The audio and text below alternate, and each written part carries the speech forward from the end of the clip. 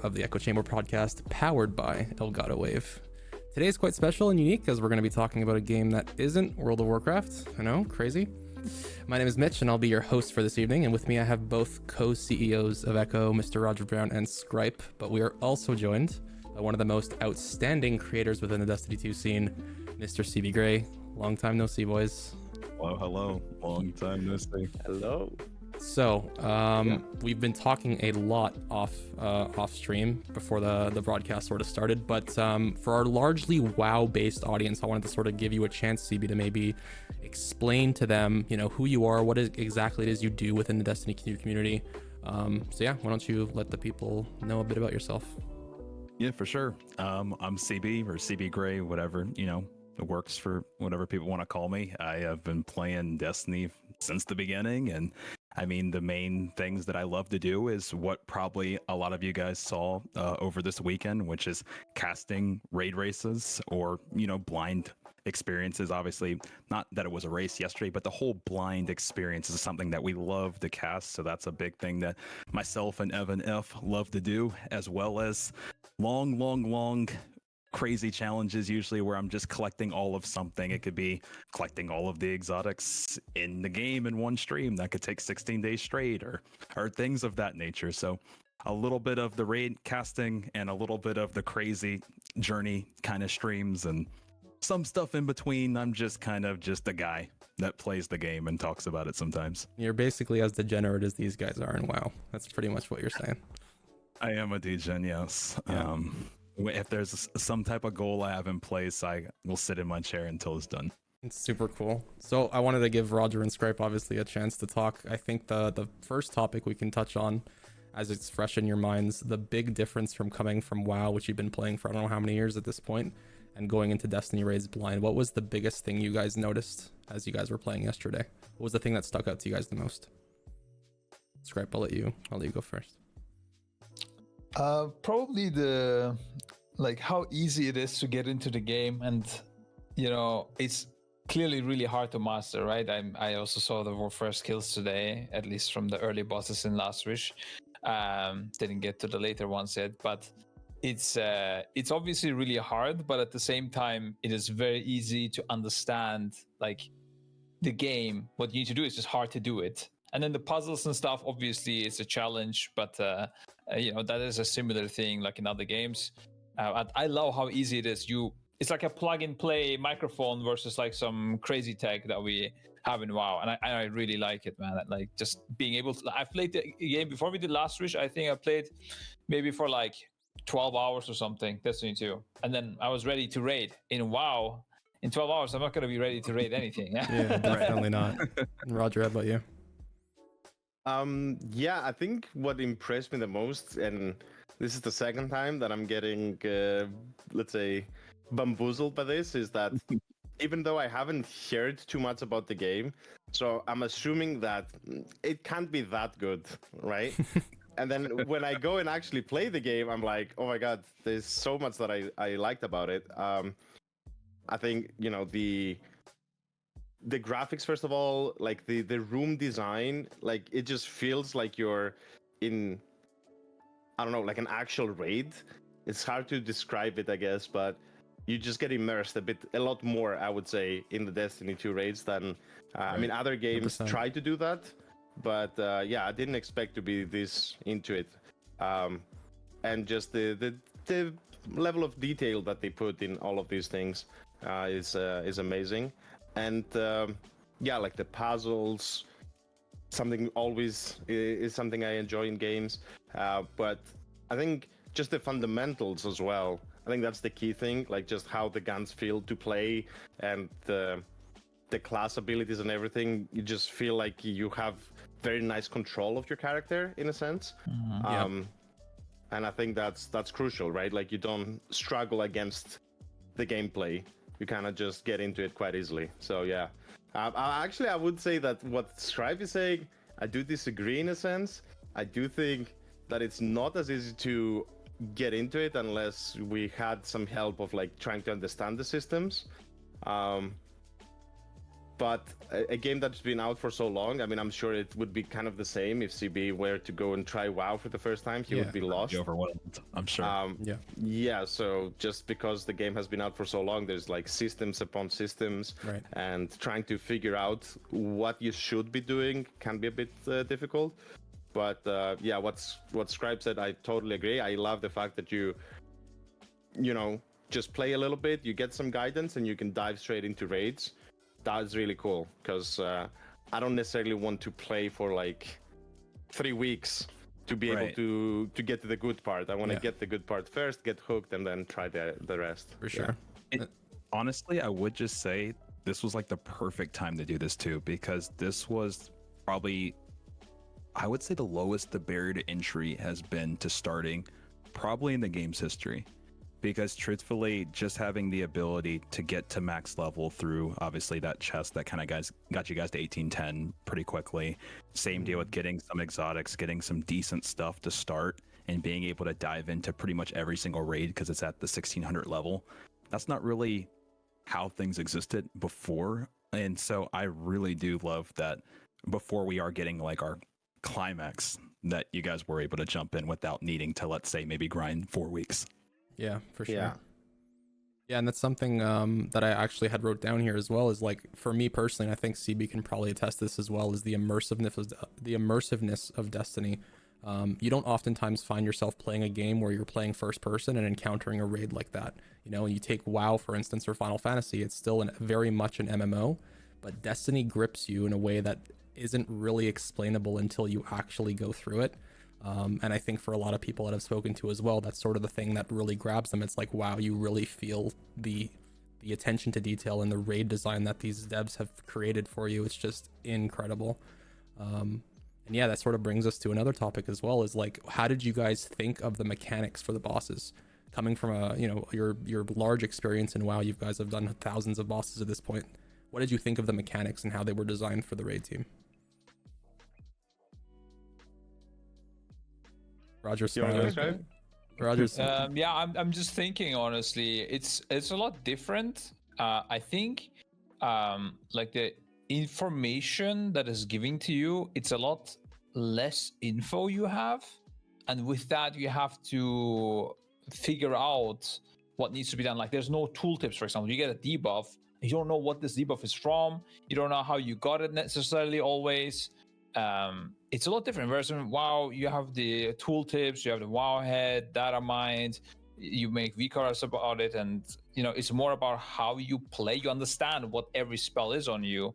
Whereas here, you have to figure out everything, but it's very, there's, instead of you getting 10 debuffs, you get like 1 or 2 debuffs, at least what we saw so far, and you just have to understand what they mean.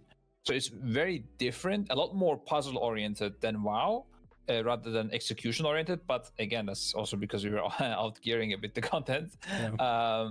I mean, it was a lot of fun. I like this. It also makes it so that once the puzzle is solved, if people just clear the raid, especially if you can outgear it a little bit, you have the day 1 progress, like extra difficulty as well. It makes it so that let's say people who don't want to try hard this much, they can also, clear the raid still quite easily. I think it was super fun. I don't know. Yeah, and sorry, I was going to let Roger answer, but I just want to sort of mention that, like, CB, and correct me if I'm wrong here, you don't have very much experience in World of Warcraft, right? So maybe something I have almost zero. There you go. I got to watch a tiny little bit, but I've never got to watch any of your guys' world first raid races. I've never really gotten to dive in. I really want to now. It's changed my mind over this weekend, but very limited as of now. So I think, Roger, if anyone's going to answer this, it's going to be you. Why don't you explain to the potential viewers that are from Destiny in chat how mechanics are normally working in WoW, like the add-ons and all that sort. Like, what do you do to diagnose mechanics from WoW? Okay, so there's a few things here, okay? So first of all, you do get to have the dungeon journal, is what it's called. So think of it as kind of like a Wikipedia for the boss, where you can see the abilities with whatever the developer thought of putting there in terms of information. It might be quite descriptive of what it does, it might be a little bit up to interpretation. Things that typically you won't see there is, it might say the boss applies this debuff to you, right? Or, it's usually like just an ability, but then you don't know how many people get this debuff and how often does it happen. Like this kind of stuff that you don't really see. More like to recognize, like you see the ability, it's kind of assumes that you play the fight at the same time, right? And if you're uncertain about something, you can look it up there. Now, we obviously theorize and we do a lot of things with the Dungeon Journal already, but yeah, that's step one, I would say. Then when you get into the fight, you need to understand what's happening in a proper way. So a big emphasis is in the UI so everyone has their personalized UI. That's a hot topic currently in World of Warcraft of how many add-ons you need to have to Completely play the custom, game. by the way, CB. Completely custom for everybody. It's all different. Right. Yeah. Nope. Yeah. So then you set up your UI for the base game, let's say, but then when you get to the boss fights themselves, you can create what is known as weak auras. That's one of the most popular add-ons where they're depending on what you want to see during a fight. Like when you get a debuff, you can have a text in your screen or play a sound or whatever. So that's been a bit the tricky part here for people entering the raid. It's like, well, if you don't have these, you can still play the fight, but the level of coordination you need is way harder without Let me give an example, Roger. Let me give an example. Think of the debuff, for example, that you get, like this light debuff that you had to go into the boss and explode and away from your team. From Goldgrowth. Yep. Exactly. Imagine when you get that debuff, you get a gong gong gong sound with a countdown 3, 2, 1, and then you explode. And then it can even show you, like, it can even say a text in the middle of your screen, like, go to the boss and then come back to the team or shoot the next boss. It can say anything you want. You just basically make like scripts that can display any information you want, basically. Almost any information. So you become this bot that just reads information and just has to execute something rather than, I mean, in a way, everything is like that. You read information, you have to do something, but it is you can exactly define how that information is shown to you. That's a lot more direct. There's a lot more. Yeah, you can make it super direct. And it was funny, like when we were doing the caretaker yesterday, and you were going and collecting the symbols, let's say, like that would be 100% a weak aura that would just show you the 3 symbols, or that would be private aura, whatever you can pick up. Yeah. But then you have macros to display stuff anyway, so it doesn't matter. Yeah, so the devs have tried to counter that by making certain debuffs that you cannot get that information from the game. They provided you in a specific way, but you cannot use that to create weak auras. It's been a hit or miss. Anyways, I don't want to go too deep. But that's really interesting, especially putting it in kind of perspective of the Golgoroth encountering Caretaker. What I would ask though is, now that you've kind of seen both sides, what do you kind of like? Do you kind of like not having all of that and having to kind of have a lot of it left up to interpretation and figuring out exactly what things meant? Before you answer, hold on, Roger. But this is the big thing that, and no credit where credit is due. There's a lot of stuff to prepare for, but the biggest difference is that these guys prepare for that raid that they're going to be in months in advance, because they get given the bosses on a thing called PTR, Public Test Realm, and they're able to fight those bosses repeatedly before the raid actually goes live. So that mystique of going into a raid for the first time, the puzzle solving mind, is completely obliterated. Just wanted to say that. Continue, Roger. So it's more execution and less puzzle solve. Absolutely. Okay. Yes, 100%. I would say it's not puzzle solve, but there is a decent amount of strategy making. Right. So you know how the mechanics work, but the question is, how do you handle them is up to you.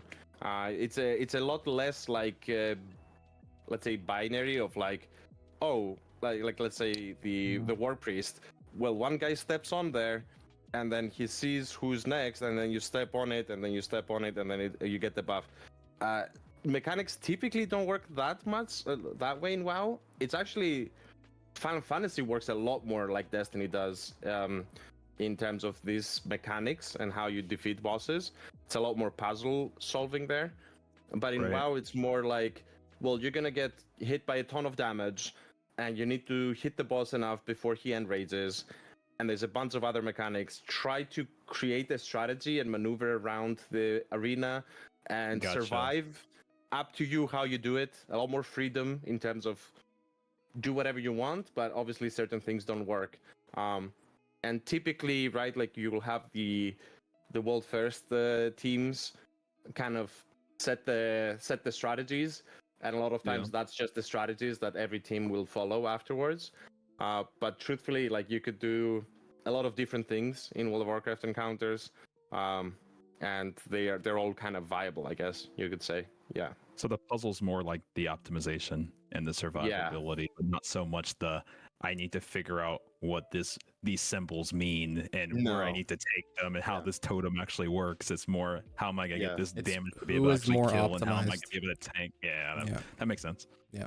Yeah, it's not just that. It's also like sometimes they do have the last boss in Mythic, like the hardest difficulty, will typically not get tested at all, and sometimes there's a thing called Mythic only phase, like the hidden phase. So sometimes they don't show things. However, once you get there, because of how you can log every action that happened in the game, like you will do a poll, you will see the debuff, let's say that you get, or the boss cast, and then you can check in on logs. You can figure out quite quickly what's going on. It's just about, okay, so that's what it does. How do we handle it? And that's pretty much it. Yeah. It's funny you mentioned that too. I don't want to cut you off, but that was one of I think the coolest parts of the weekend to see from a Destiny perspective was how many times you guys would do one pull. You would then watch your VODs, see whatever buff was on the screen, analyze, and then obviously come up with a strategy from there. That's not really something we see a lot of in our game, partially just because of the sheer quickness of how our raid races kind of are, right? I mean, the last one, the full expansion one, was 2 hours. So not a lot of time to pull, take a look at the videos and figure out what was going on. But seeing that from you guys was really interesting and entertaining. I liked it a lot. And I do hope if we start getting longer raids, we could maybe see some stuff similar, because I think it worked really well for you guys. Yeah, we discussed that, I think, a lot yesterday, CB, and over the course of the weekend in general, right, is this idea that a lot of the Destiny community would really appreciate a raid that would last, you know, a significant amount of time, whatever that ends up being determined by. But I think, yeah, so do you honestly feel like there's a place for that in Destiny, given the context of like the final shape and all that stuff right now? It really depends if they want to go back to what I think made Destiny special in the Forsaken time, which was, I mean, really just not having the everyone's a winner kind of thing for the raid. Like, truthfully, the way Last Wish worked, we had 2 teams that beat it in 24 hours, right? And 2 teams out of, I mean, we have hundreds of thousands of players, right? Like, that's so few. Right. And unless they decide to kind of go back to that, well, if somebody finishes it, great. If they don't, then, you know, then oh well, almost, until we can get back to that. Yeah, unlucky. Yeah, that I don't know if I foresee that, because right now it's just, I would say your guys' raid races are more of a marathon. Ours are more of an all-out sprint, right? And you know, in marathons, sometimes there's the break stations where they hand you the water as you're running and all these different things, because you're running miles and miles and miles, right?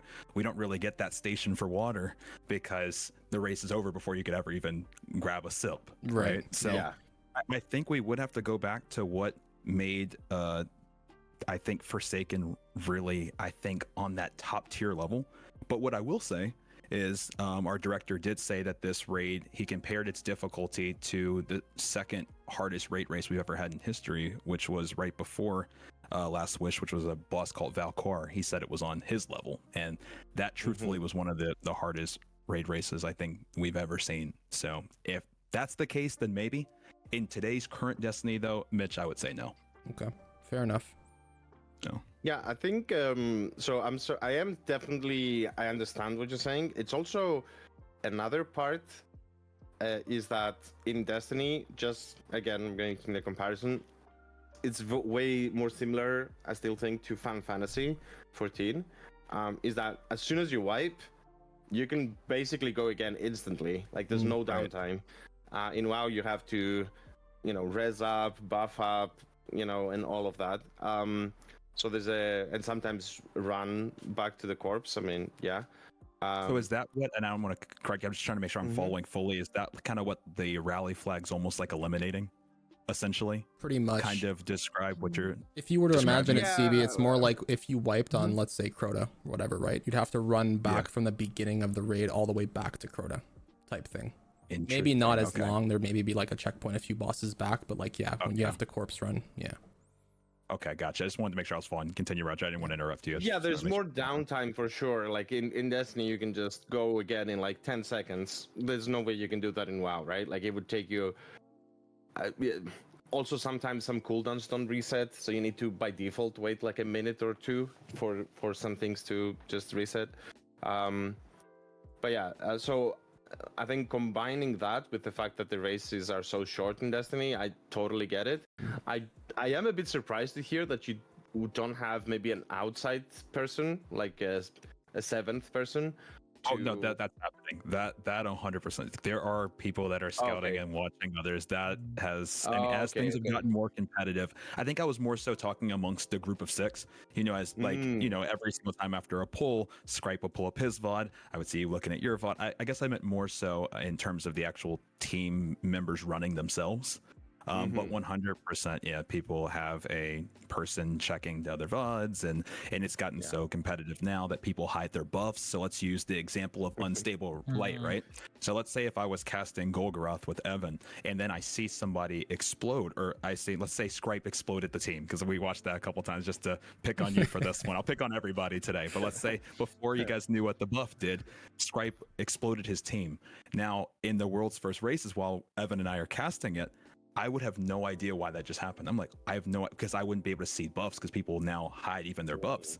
So a lot of times now, even when people are checking different VODs for information, a lot of times that information's not even readily available because you can't see it. I did not know that. I thought that wasn't a thing in Destiny, and apparently we've gotten that point. Yeah. Yep. We went from muted comms. That was something that was pretty popular a little bit earlier. That you'll see everywhere. But that's gone now to muted. To blurred out buffs.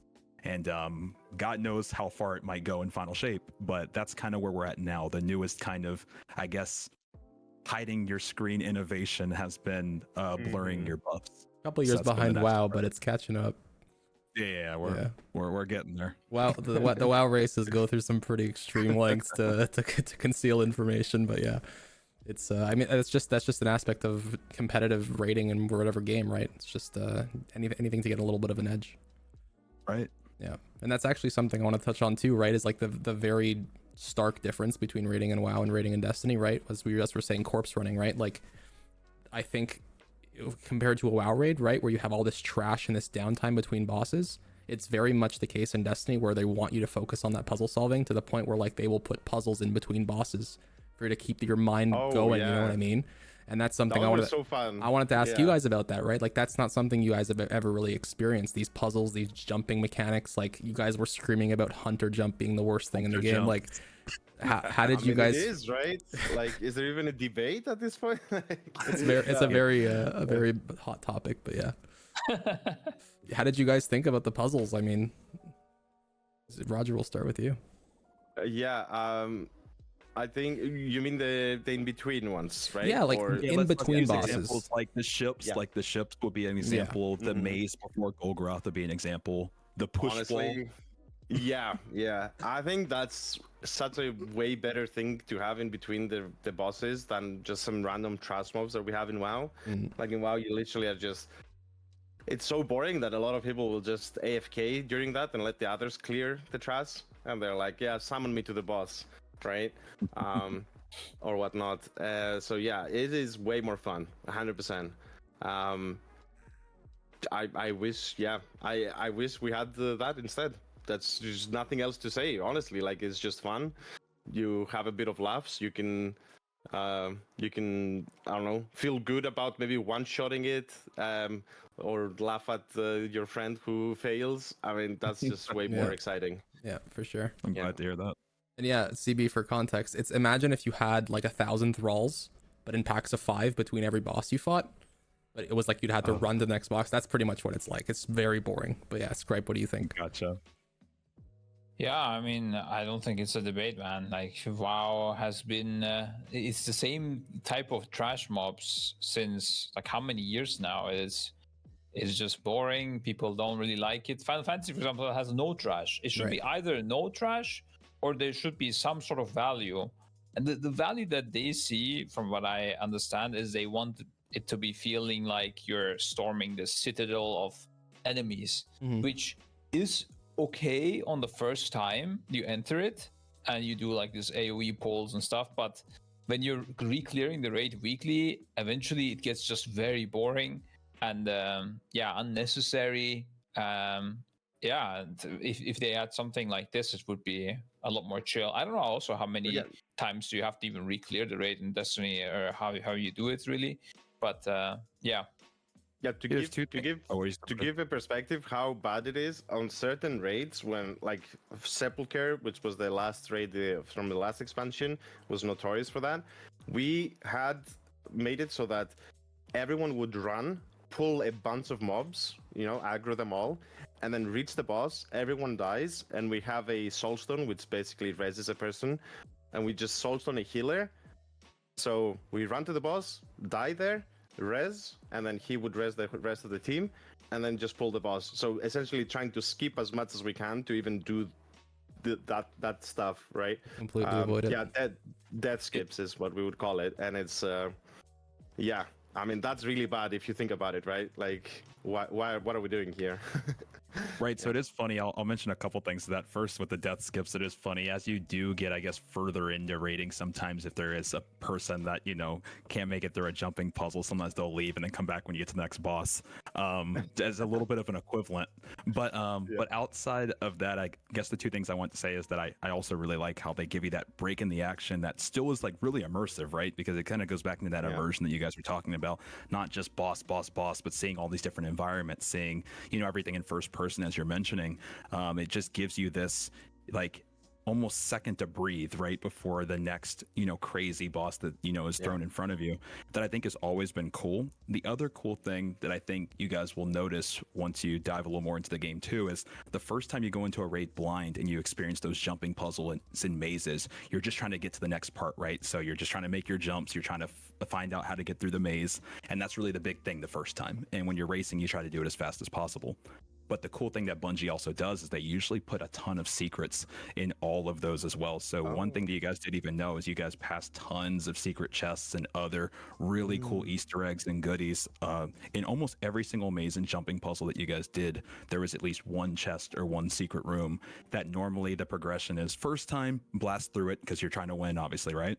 And then after that, it's really a discovery and an explore, where you really are trying to see what Bungie hid. In every single one that you guys experienced, there was at least one thing I could have taken you guys to that would have been some sort of secret.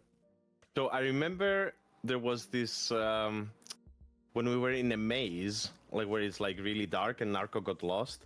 There was some platforms. Was that part of it? Yep. Okay. If you stand on all of the plates, a chest will spawn. You can get extra loot. That's exactly right. Okay, yeah. Yep. Because that felt weird. Like, okay, well, there was this plate. There's clearly exactly. It's so funny you mention it, Roger, too, because when you guys did that, because you guys don't have this example of a maze in between your raid encounters like you guys were mentioning, I was wondering, they're gonna think they might already be in the next encounter right now. When in reality, obviously you weren't. Actually you stand in all 5 of those, a little door raises up and there's a chest waiting for you that you can get some extra loot.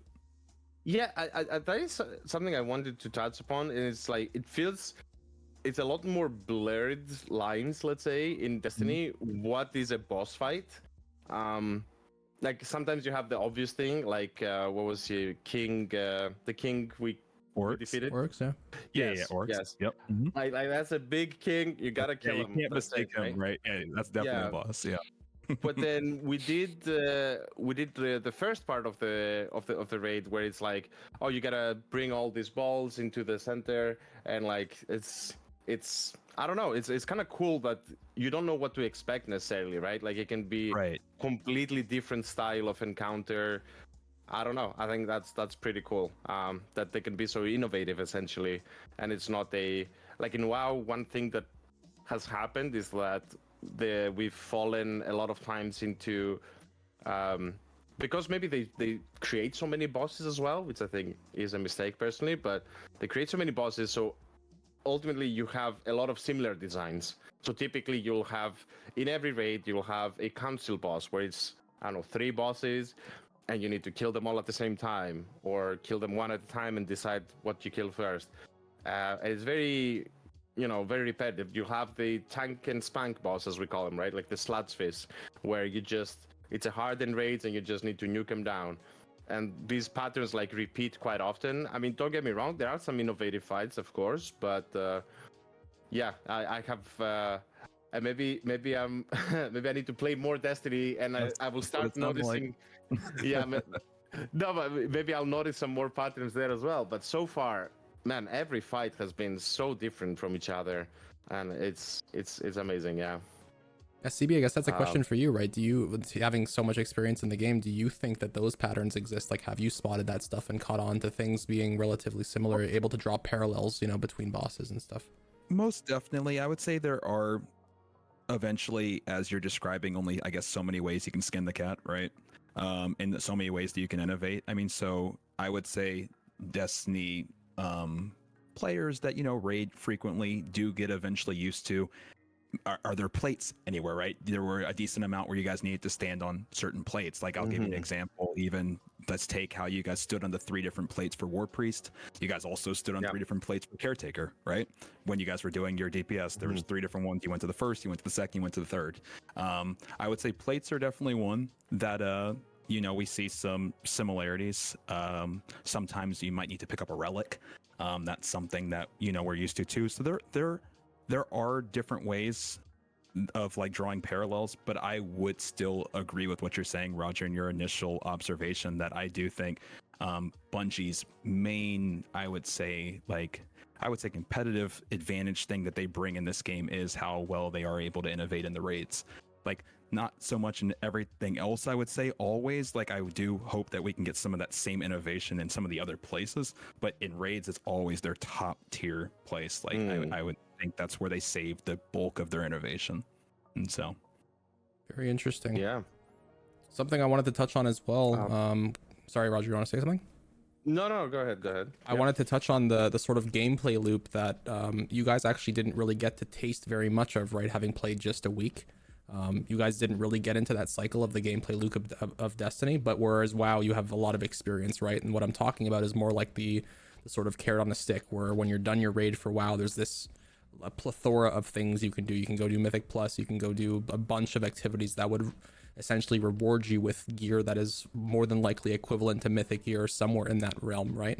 Whereas in Destiny, you have a weekly reset, much like you do in WoW, but the gameplay loop is a little bit different, and I thought maybe, CB, if you wanted to sort of explain that to the boys, because they don't have very much of a taste of that, that'd be really cool. Yeah, no, it is true, because you did skip a lot of the incentive of doing a lot of the gameplay loop, truth be told, except for obviously getting all the different exotics.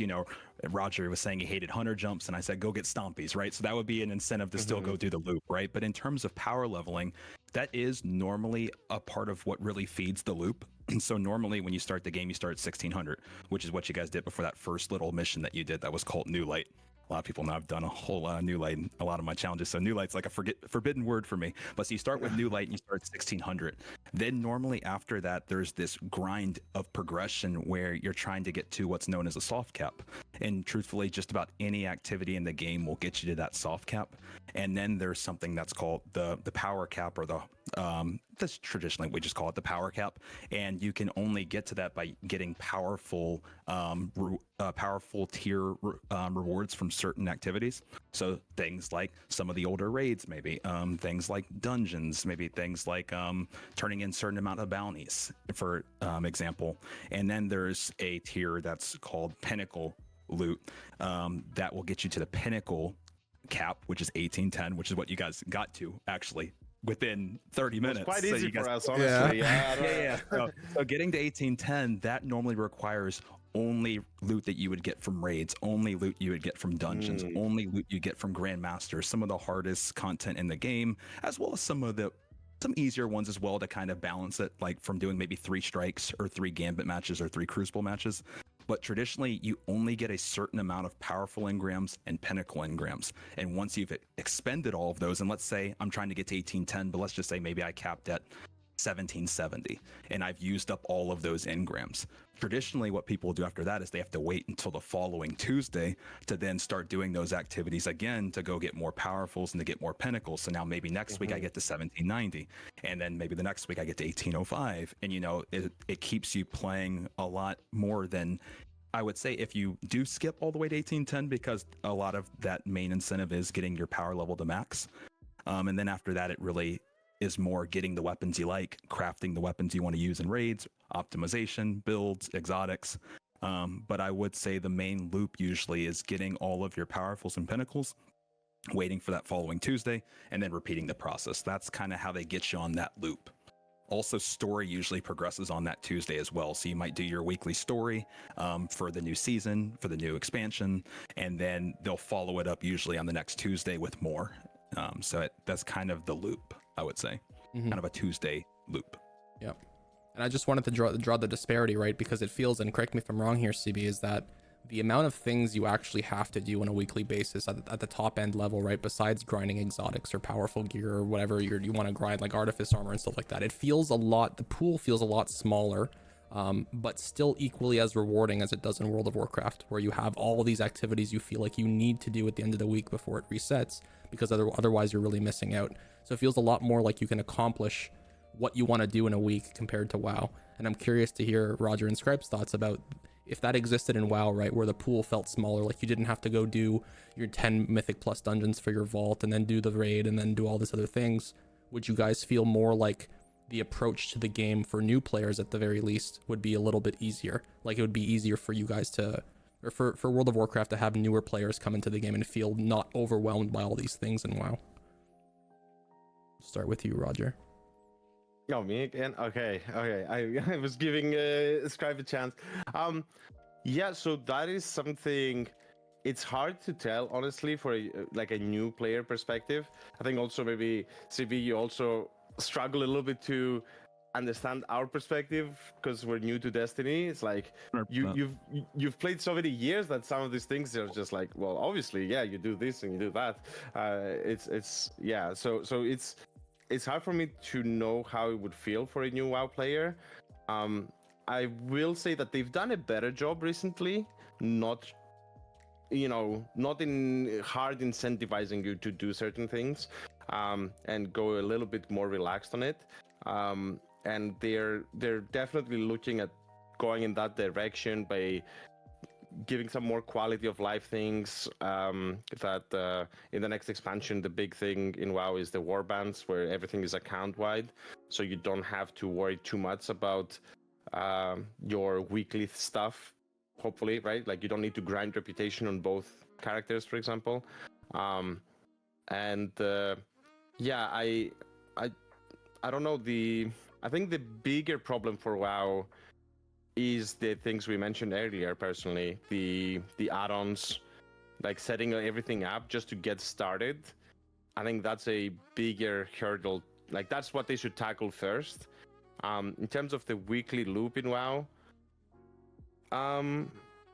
they're also adding this delve system coming up in this new expansion, which might, be a hit or miss. We don't know yet.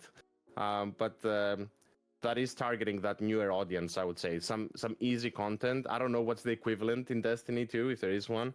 But lost sectors, yeah. I guess, yeah, the lost sectors.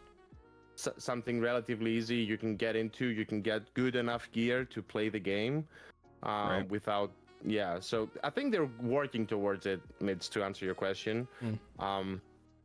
At least it's a lot better than it used to be. Let's put it like this. Like back couple of like 1 or 2 expansions ago, it was kind of crazy how much you had to grind constantly, and every day or every week you missed out, it felt like you were so behind. It was quite horrible. They've been trying to listen to the feedback. But yeah, it's a slow process, I guess. No, for sure. It's great. yeah, What about you? To give Yeah, I think I mean it's again like Roger said, we are obviously very experienced in WoW, so it's hard to tell how it is from a new player experience. But I would say, I mean, to me obviously, but I think in general it feels like Destiny 2. It's harder to like wrap my head around what I'm supposed to be doing necessarily, because like you said, right, I can do anything to get more power level, but to do it is simpler, and like once you know I have to do this mission, okay, you can just go in and instantly go. It's the plug and play thing that I talked about, and that's what I meant also at the start. I don't know, Roger, you said you disagreed with it or something. I don't know if you meant that or something else, but that I think is super easy in Destiny 2, and yeah, I think it's mostly the add-ons, and it's also the game starts eventually relying on add-ons, so that you can't even do your standard class rotation. Like you can't even cast your spells in the correct order without the help of add-ons at this point, because WoW is completely relying on it.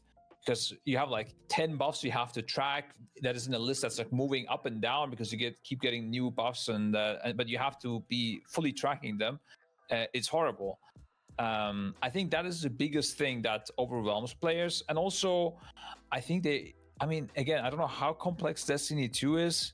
I think the affixes and stuff is complex, of course, but I think the talent system of WoW, especially now with the new expansion coming up, they made it even more complex. I think that is quite tough for a new player. There's a lot of procs and talents, and like you have the seasonal Artifact. what is it called? Seasonal artifact. Yeah. Yeah. You have some talents you can peak distribute here. Imagine a much bigger tree, and it's not all necessarily situational. For example, I'm currently in a legend lost secret. Sector. Lost Sector, and I have to pick, I don't know, the unstoppable hand cannon, let's say. It's like a situational thing. You pick this, okay, you're good to go. It's because you need it. You have to pick this one. But imagine there's like a million actually choices you can make, and you don't know what any of them mean. Like I can, even though I don't know everything, I can kind of understand the talent tree. In WoW, you will have no idea what you're doing, and you're using this external program that simulates your character's DPS output, programmed by some theory crafters. And you compare each talent, how that performs with relative with the gear that you got, and there's tier sets on the gear, there is special effects on trinkets. It is, I mean, it's so hard. It does sound like a lot, and so like I guess to like say it from the flip side, because I think in the last maybe 2 months, I think I have probably made maybe 40 or 50 new accounts in Destiny just from the different challenges I've done. So I can, if there's anybody that can relate to what you guys were going through, at least in terms of your new player experience, it's definitely me. I am kind of the new player guy, just because in every single my challenges I do restart fully. So I think I've probably made like 40 or 50 accounts. So you are right in terms of, you're 100% right, Scripe, in the sense of, okay, there's this unstoppable ogre, and I do see in my seasonal artifact that, I have unstoppable hand cannon. It's a little bit easier to put that together. I think where our game struggled a lot in the new player experience without having somebody to guide you, a lot of times it's just a lot less of the, okay, how can I be effective? Like, because it's pretty easy to at least be relatively effective in this game, right? Like, you can always master more. Like, I'm not saying that, like, you need to have the best things to as you guys are mentioning with add-ons, to even be able to do DPS. It sounds like to even be able to kill a boss, right? Like you guys were still able to kill a boss with Roger having on Limonarch, let's say, for example, right? And Limonarch was effective, and could he have been more effective? Yes. But was he able to help the team with what he had? Yes. It's like, it isn't just like it kills you for not having an exact thing, right? Yep. I would say that in Destiny, it's more so of, why should I care about certain characters in the game? Because there's some context that's unfortunately sometimes missing, because we had a lot of our game removed in something that was called DCV. So the first 3 years of our content doesn't exist in the game anymore. So in a lot of ways, there are going to be some characters that might be talking to you. They might be confused. Who are these people? Why should I care about them? A little bit more of the, where should I be navigating? Like, what should I do first? I have 7 or 8 different raids. Which one should I do first? Which one should I do second? Which one should should I be doing this lost sector? Should I be doing? They're trying to tackle that with a system that's called Guardian Ranks. I don't know if you saw it a little bit, because I'm sure it was blocking some of the stuff that you guys were able to do, right? You couldn't see some of your triumphs pages or buy things from certain vendors until you were higher Guardian Ranks, and certain things were locked out. So it kind of tries to guide you in that front. But I think it's a little bit less of an issue of how do you play the game at like at least a level to be at least somewhat effective. It's just more, where do I go and what do I do, that and why should I care, is the things I really hope they tackle in Final Shape, because I do think that it's kind of like you were saying, Scripe, you can go into a lost sector and put together at least the fundamental pieces of being able to kill that ogre that you were talking about, right, without needing to necessarily maybe go on the internet to get help with that. So I fully agree with you. I think like just opening the destinations map, let's say, right, is so overwhelming. Like as a new player, I'm like, what are all these places? Like some places are expansions, some are not expansions, some are like different things, and some old content you I guess can do from those planets, but some of it you have to go to do it from the timeline, and I think that is too much. Again, a problem because the game has been out for so long and there's so many expansions, and you even said they removed some of the content, so it could be even worse. I think if there is a way to do it, or somehow, because that's the tricky part. The combination of this is the gear also from these old places is relevant, right? Like it's not horrible gear, right? Like because it scales up to your eye level. Right, so we did have a concept that was called sunsetting, where there, truth be told, was some stuff you could technically get that wouldn't be effective, but they are effectively lifting that 100% completely in Final Shape. But in general, it's very rare, as you're mentioning, to get a piece of gear that wouldn't be able to be raised up to the current power level. There's a few specific cases I could give you, but most of the stuff you're going to be getting playing the game, you're going to be able to raise to 1810 if you want to. Correct, yeah. So I don't think that's a problem once you understand all of the game and you're a seasoned player, because you'll probably go for what is the best. And from what I heard, it's artificer crafting armor, for example, right? Like I didn't know that existed even, right? Like when I played the game. So to me as a new player, I would be like, well, where do I go? Every place I go drops me the same kind of loot. Like, what do I do? At the same time, it's also refreshing because you can experience a ton of content and you're not limited. Like that's the problem I think with WoW, that you pretty much can only experience properly the latest expansion stuff, and if even that, like maybe the last season, like only the current season, and everything else is way under, you just go and one-shot everything by yourself, like without even trying. So it's a good thing and a bad thing. I think they just in terms of power level, having some kind of what you should be doing would be nice, but at the same time, I don't know how to do it. I'm not saying I have the magic wand, like the magic solution. Just as this was my experience, right? Like I opened them up. I was with Mitch, with Preheat in a call, and I was like, okay, so tell me, so Saturn, what is in there? Like what do I do in this place? And then okay, EDZ, what is that? I was like just going throughout the map and trying to understand what's going on. But yeah. I think the big difference also is why maybe we feel like WoW is more complex, is you have to play WoW at the highest level to play the hardest content, whereas here it's just the first 2 days, from what I understand, where it's the day one difficulty. 48 hours with contests, correct. I don't know how much easier it becomes after that, but from what I understand, quite a lot easier. So in WoW they do nerf the bosses as well, but it takes a lot more time, and I would say it still stays, because it's mostly also mechanical difficulty rather than puzzle difficulty, it still stays quite hard for a long time. So I think maybe that's why we also developed all these tools to min-max everything so much, because the players can't play the game unless they are using everything and these weak hours and everything. And also I mean, you simply can't do certain things in Destiny 2, right? The add-ons are not allowed, cheats are not allowed. I mean, this is basically cheating. Like in WoW, it almost feels like you're cheating when you're using the software. We're literally, for example, both like top teams, they have multiple programmers outside coding stuff for you. They're literally coding cheats for the game. So I think it's because the game, like also for the normal community, I think because it remains hard for a longer time, maybe that we feel like interesting concepts. You're almost saying if we always had contests active and there's no other way to experience our raid other than contests, maybe other things would then need to be either provided to us from the developers or whatever would need to be done in terms of maybe them adding extra in-game tools, Bungie or whatever. So it's basically having contests on permanently.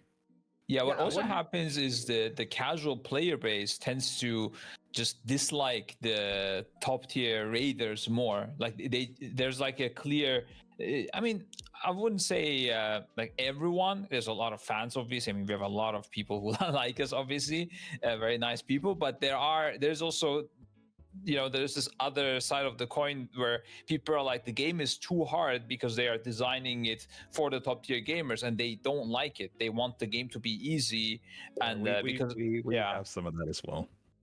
Despite okay. we have some of that as well. Unfortunately, I do wish that things would be harder for more. Like I said, I even though like I'm by no means, I don't have any world's first belts and behind me or anything, but like I definitely wish that that they would just, like I said, go. Why not just 1 3-day race? Maybe why not? Just for fun for a week. I want to ask, this contest mode, is it like, I understand that it's up for the first 2 days. Is it then unavailable completely? It is unavailable, Roger. It's unavailable. Okay, and that's something I do wish to go back to. Yeah, they should have it that you can do it. You just don't get the reward, maybe, right? Like you don't get the achievement that you did it in time. Roger, this is a very popular opinion. I mean, it's something a lot of us because you are cooking. I mean, because what does happen, Roger, is the world's first team gets a raid belt that Bungie gives to the 6 players who won. That's for the first team that won, and then for the original 2 days of contest, anybody who finishes it in the 48 hours will get an emblem. So truthfully, what you're kind of describing would just be still having contests and just not getting the emblem anymore. Yeah, and that's what I think is a very popular opinion, because truthfully, one of the things that I feel like you guys were missing, especially more in Last Wish than in Kingsfall, and I'm sure you guys would agree, was while you guys were trying to figure out Vault and coming up with your guys' strategy, first and third and everything else, and that we can talk about a little bit later. It's not like you guys were just dying every 2 seconds, right? Like a lot of the struggle with Vault and why it took some of the top teams like 8+ hours, sometimes even longer. Some teams just didn't even finish, right? It eliminated essentially almost the whole community. Was because before you could even try any of these strats that you guys were concocting, you couldn't even kill the knights. They were so strong. Everybody was under 50 levels under that. A lot of the puzzle solving, you might have the best idea in the world and you just can't even get far enough to try it. Yeah, and so that becomes the two sides of it, is the puzzle solving and the let's try to figure out how to stay alive. And right now I feel like with more Last Wish than Kingsfall, I think in Kingsfall you guys got a little bit more of that, but in Last Wish you guys are really just doing the puzzle solving, right? Correct. Yeah. And then when we tried what's it called, where you Pantheon, get like, the last one, the third one, Pantheon, right? Is that like a weekly thing? I'm really happy you guys got to play that, and we'll talk about that a little bit too here. I'm sure Mitch has it on the list. But Pantheon is I'm going off script. No, you're good. You're good. I love this. It's something new for us as well. So we've never had a dungeon gauntlet before in our game. I mean, we're about to go into year 10, and this is the first time we've ever seen something like this. And it just came out this last Tuesday. So I mean, I even just experienced it for the first time 6 days ago. And so the way it works is the first week you guys were under 5 levels under, so basically it just knocked you guys back down to 1805. Essentially you're just 5 under, and it was those 4 bosses that you guys experienced. Tomorrow they're actually going to add an additional boss, and they're going to make it 10 levels that were knocked under, and that's going to scale all the way to 20. So I'm going to be experiencing it firsthand tomorrow, the 5th boss, and then it's going to continue scaling all the way to 20. And so what we're really excited for is if we get lucky enough where Riven gets to be a part of that, a lot of people would get to experience Riven maybe the way we felt it back in 2018. And so that is the first time they've ever introduced it, and you guys got to play that on week 1. So that's not something that was old. You played something that at the time I think was 5 days old.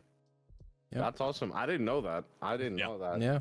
But that's why you guys were struggling a little bit more on Caretaker, though. Also, was because remember, I mean, you got a lot of kill the ads, right? I heard kill the ads multiple times because they hurt a lot more, right? Like that was I was hearing a lot more kill the ads, and that's because truthfully, on normal day ones, if the ads aren't cleared, you are not solving anything because you're not going to be alive to solve anything. Yep. Yeah, 2 of my questions crossed off by a normal conversation. I love it. Yeah, I was gonna draw the parallel right between when you guys went into Last Wish and even to a certain extent Kingsfall, right? Like ads were really a non-issue. You guys were mowing them down like they were nothing. And then you stepped into Pantheon and you started you felt that escalating difficulty. I was just curious to hear your thoughts about like, so that was the most difficult thing you guys fought by far, right? Now if you were to imagine, a day 1 raid where you guys were struggling even more with ads, do you think that would have played more into your the way that you were trying to solve the puzzles, where you had to actually focus, like make ads a part of your strategy, where okay, well, we know that night's spawning there, we need to make sure that we use some cooldowns for it or assign someone on that night or something like that. Just curious to hear what you guys would have thought about that. Scripe, we'll start with you.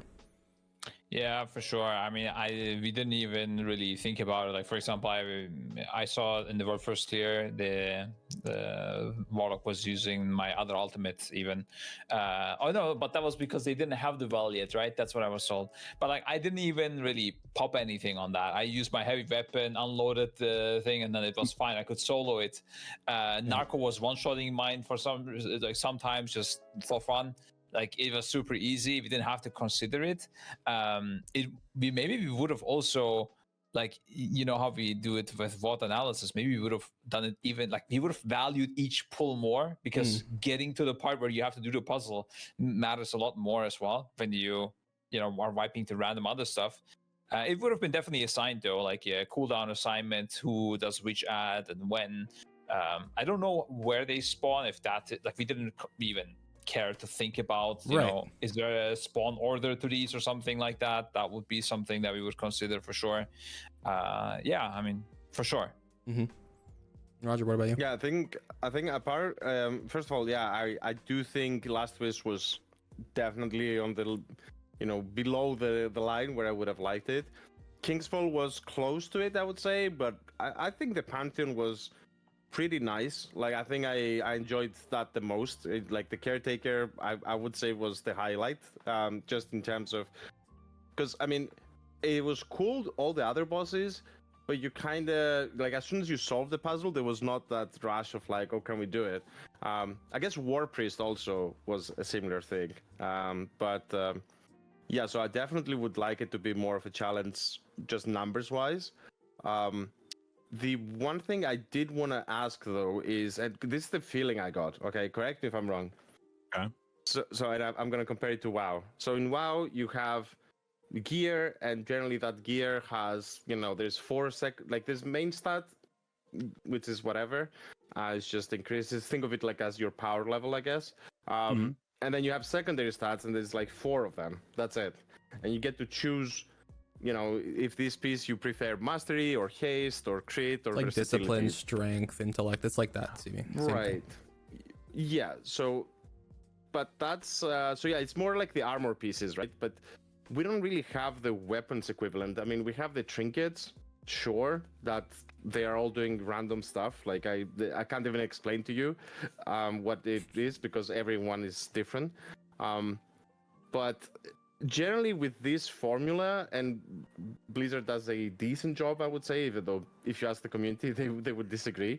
They do a decent job of balancing it all out. It's a very hard thing, but yeah. And when something is out of whack, it's like, oh, this class or this, whatever, does 10% extra damage at max, let's say, right? I have a feeling that in Destiny 2, that disparity is way bigger. So we can both be 18-10, all right? So technically we should be on the same power level, but a certain combination of like class, subclass, fragments, and weapons with certain mods and all of that can do like 5 times your damage. So I think that's a little bit wild to me. I get it that it's cool in a way that you're like blasting, and I was trying to hone in Narcolis and Andy, who were just, you know, they knew some meta stuff, and I was like, bro, don't play that because you're just one-shotting everything. Like, we want to struggle a bit.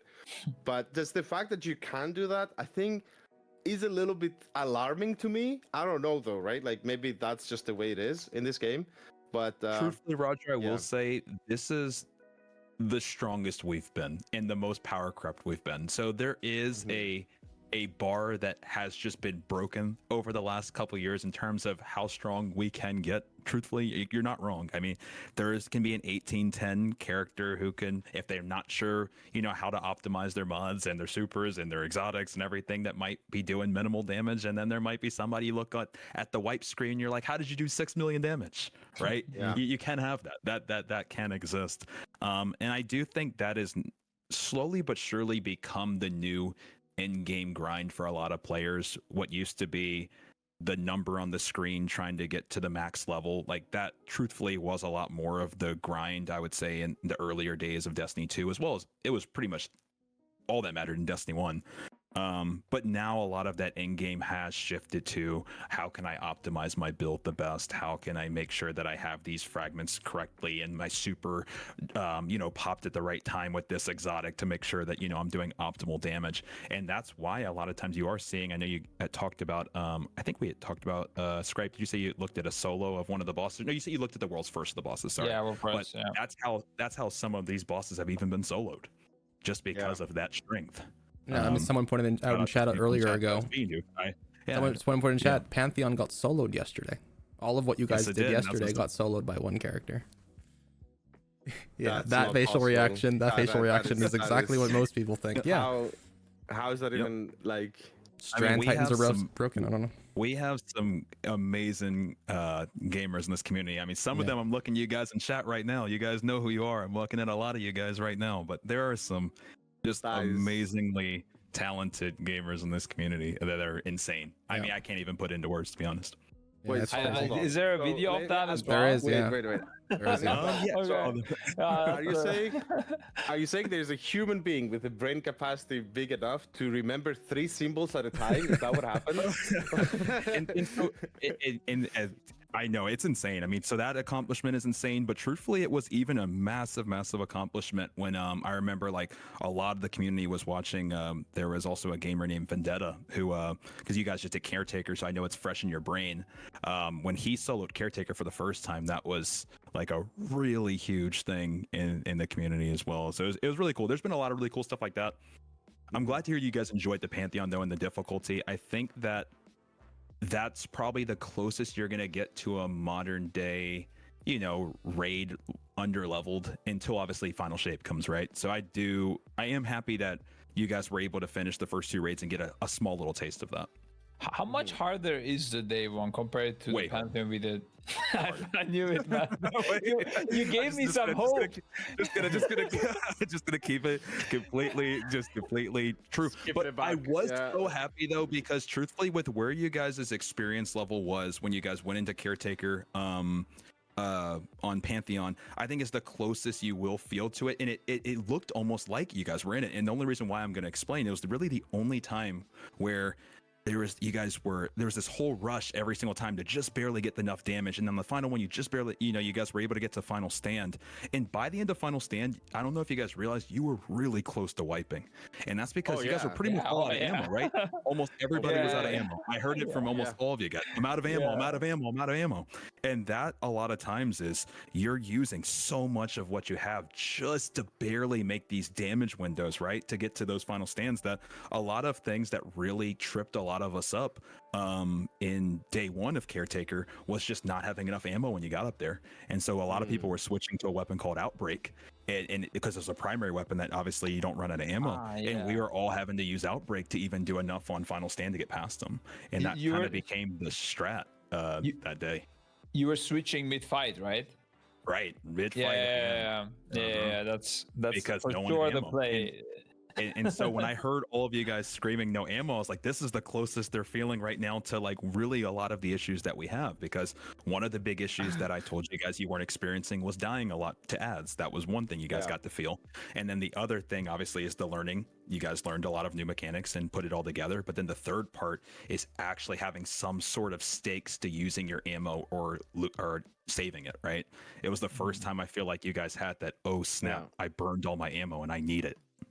I was honestly 2 shots away from having to whip out the lemon on the on the boss at the end. Yeah, I was completely out soon. Yeah, I think you guys maybe had 2 seconds before you're gonna be wiped, max. Yeah, you maybe just less. about, Honestly, very I close. maybe less. Maybe less. It was very close. It was very close.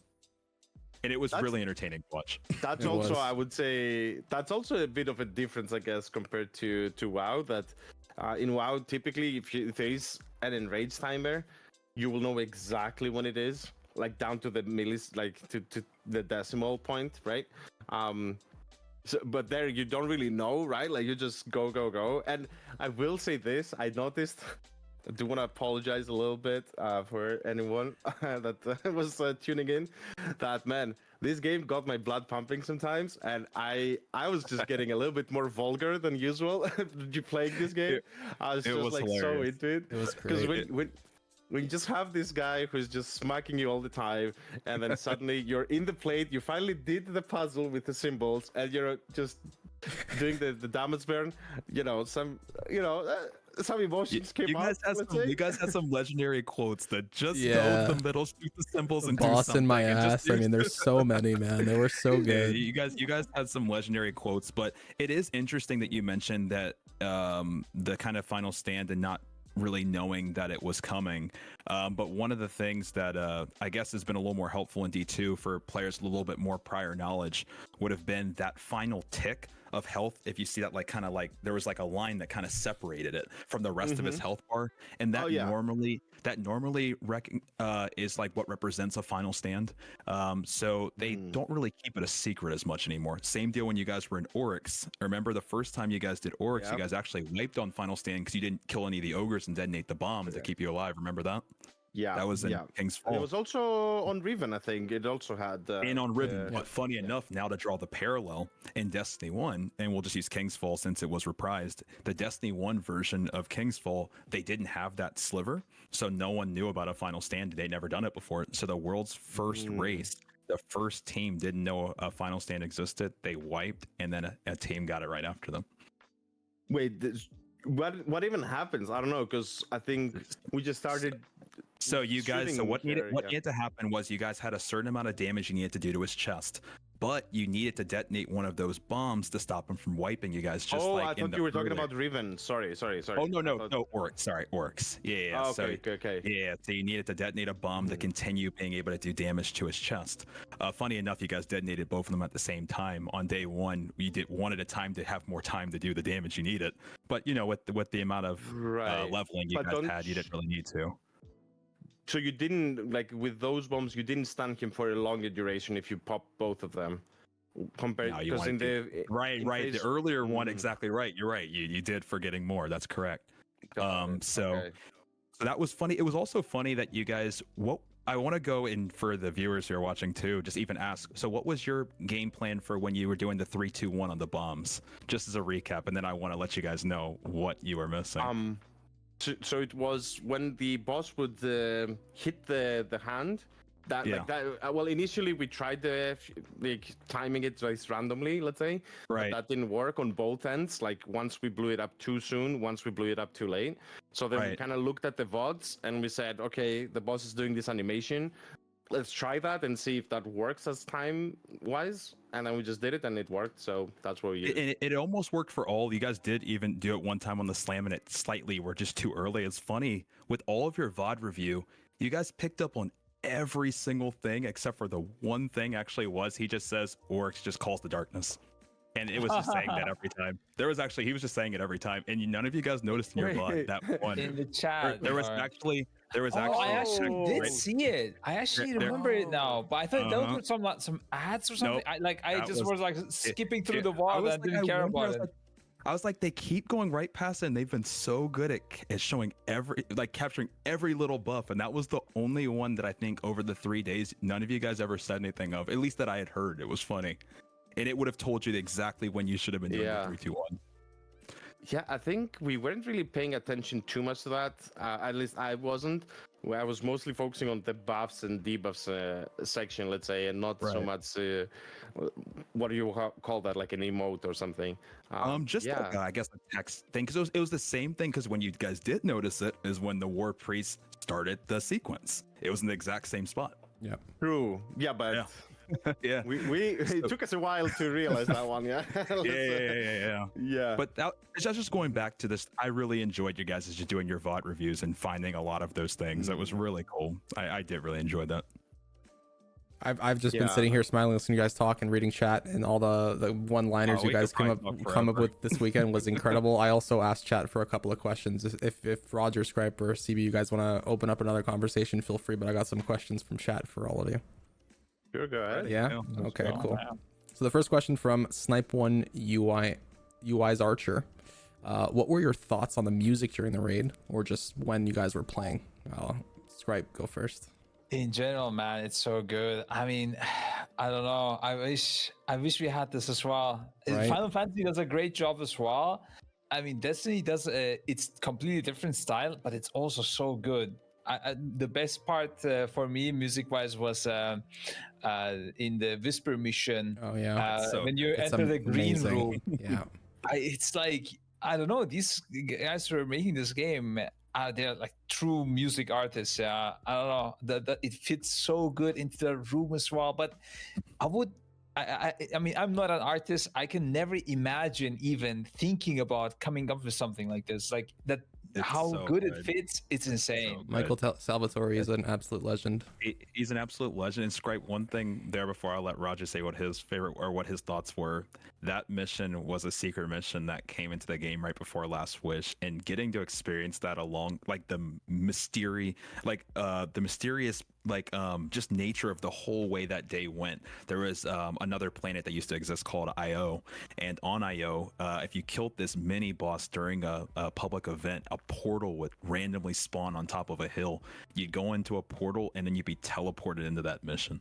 And this was actually, and it was just the most epic, crazy experience ever. And then you had that music playing that you're describing. And I just remember this just 6 years ago, just being in there, just fully in awe, because it was the first time, at least in Destiny 2, that we ever got anything like that. And so that music holds a special place in my heart. I just wanted to mention that because I know that wasn't really something you would have known without being there. One more thing about the music. It's so sad actually when I think about when I played also WoW competitively. I'm nowadays outside, but I don't even turn the music on, because I don't want to hear any Vikara sound alert, or it's just a waste of let's say resources from my brain. That you don't have the sound alerts are the sound effects in the game in Destiny, and the music, it tells you like a phase change or something like that. So it's so much better, man. Yeah, it plays into the immersiveness of the raids. It just goes hand in hand with how immersive they are and how they really suck you in and grip you. But yeah, anyway, Roger, what did you think? Yeah, so first of all, I thought like Skype said, Final Fantasy, they also have the music going on, but generally speaking, it's just a song that is on loop when you're playing a fight. They have the ultimates fights where the music changes phase by phase, so there it's a lot more in sync with the combat in a sense. But in normal, let's say, raids, it's not really in sync, right? Like it just plays the music and it's a song, it just loops. So what was really interesting was that here, mid-fight, right? Like when you get to a certain part of the fight, the music is changing and like ramping up and like getting you hyped and stuff. I think that is very good. Again, that's what I mean. Like that plays to the immersion when you're playing the game. This helps so much. And also one thing, Scripe is right. Like in WoW, a lot of people play muted, like no in-game sounds at all. But you can hear the weak auras, right? And now in Destiny 2, what I thought, and maybe that's interesting for some people. I mean, first of all, I cannot even imagine playing without sound. It would be like very weird. but it also had a thing that helped me. I think it's pretty cool. So I mean, it's not like I did the best job at it, but when playing the famous lemon, of course, like drawing the bow, you kind of also hear when it's like fully drawn. Right, so you can do the poison effect. Yep, exactly. Yeah, so it helps a little bit with playing, actually having these sounds. Final Fantasy has a bit of that as well, like some sound cues during your rotation.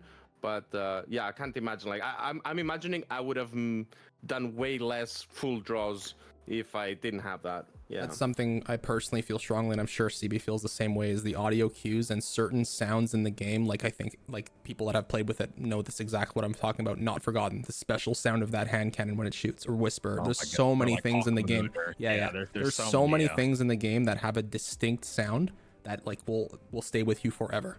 And I think Destiny hits that perfectly. The audio cues are incredible. And it's playing without audio in Destiny should be a crime. It should not be a thing you're allowed to do. But yeah, anyway. Next question from Raggle Fraggle. Ask Roger if he ever got Leviathan's Breath, the best void bow. No, I didn't play the game yet today. I'm sorry, I apologize. It was catching up on some other things, but yeah, no, I didn't really grind too much. You know, I mean, the lemon, you can just go and buy it straight up. So I didn't really play too much before the event. And yeah, there were people telling me in my chat as well, oh, you should get this bow, you should get that bow, or these other exotics. Like yesterday after the raid was over. I definitely will check out all the bows. That's for sure. You can trust me on that one. Speaking of Roger, I don't even want to cut you off, but we were drawing the comparison while we were casting. I think it was actually Mitch. I think we were having the conversation that you were saying that you had compared obviously him playing with the bow in this game to what was the character in WoW? Yeah, so when Roger and I were initially talking about Hunter, I made the similar. I draw some comparisons to his favorite character in the game, Sylvanas Runner. She's very well known as being like a really big sort of she's got a massive bow and the chains enemies together. And I think I don't know, Roger, you'll have to correct me here, but I think I really impacted you with that comparison. Listen, I mean, I'm just a diehard hunter. Like so as soon as I started the game and I saw there's 3 classes, one of them is called Hunter. I knew already there's one class only for me.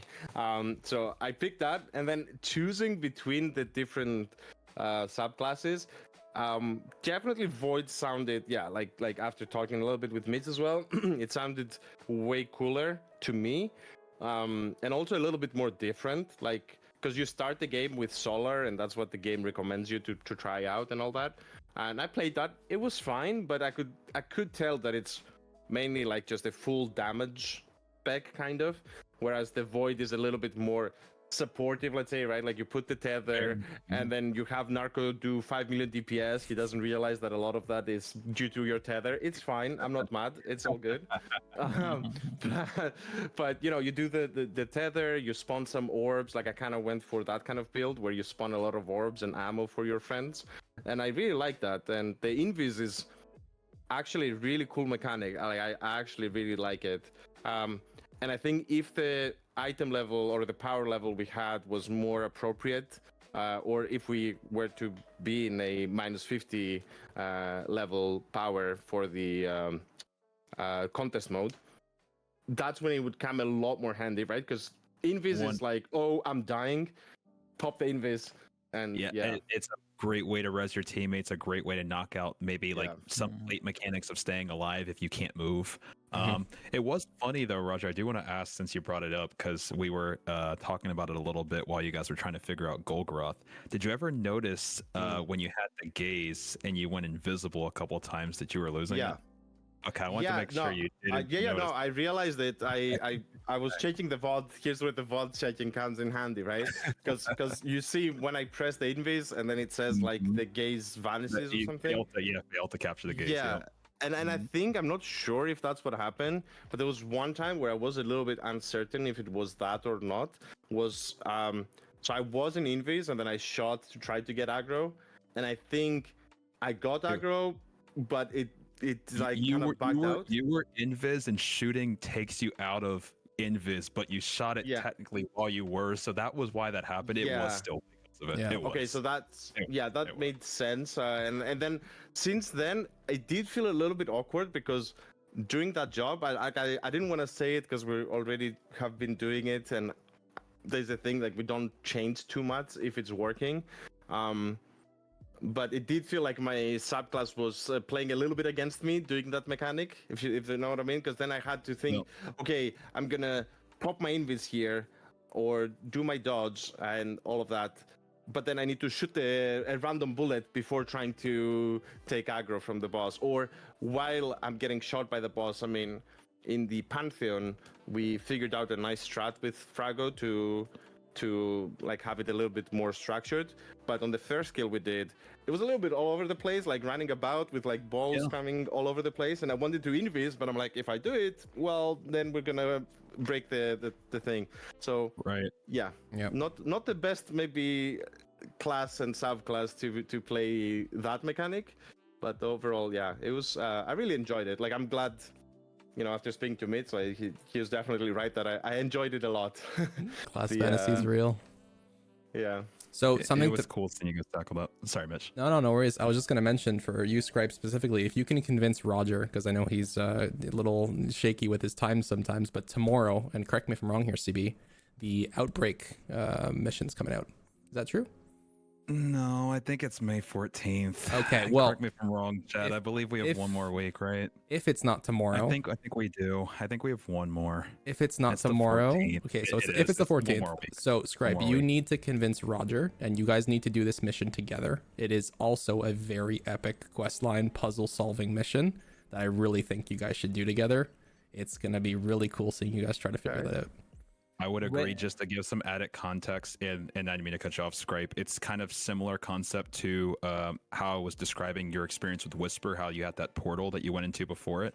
Outbreak was the second secret mission that we got, and back then there was a bunch of steps, I won't go into all of them, that the community was figuring out that ultimately led us to an area called the farm, where we were able to trigger this another secret mission that took us back to an area in Destiny 1 that was quite familiar to us, but in a different way. And it was just this super cool mission that So is cool. iconic. I'm not going to spoil Yeah, what I it's know. just you Mitch wants guys see need to do it. see. You guys should do it I together.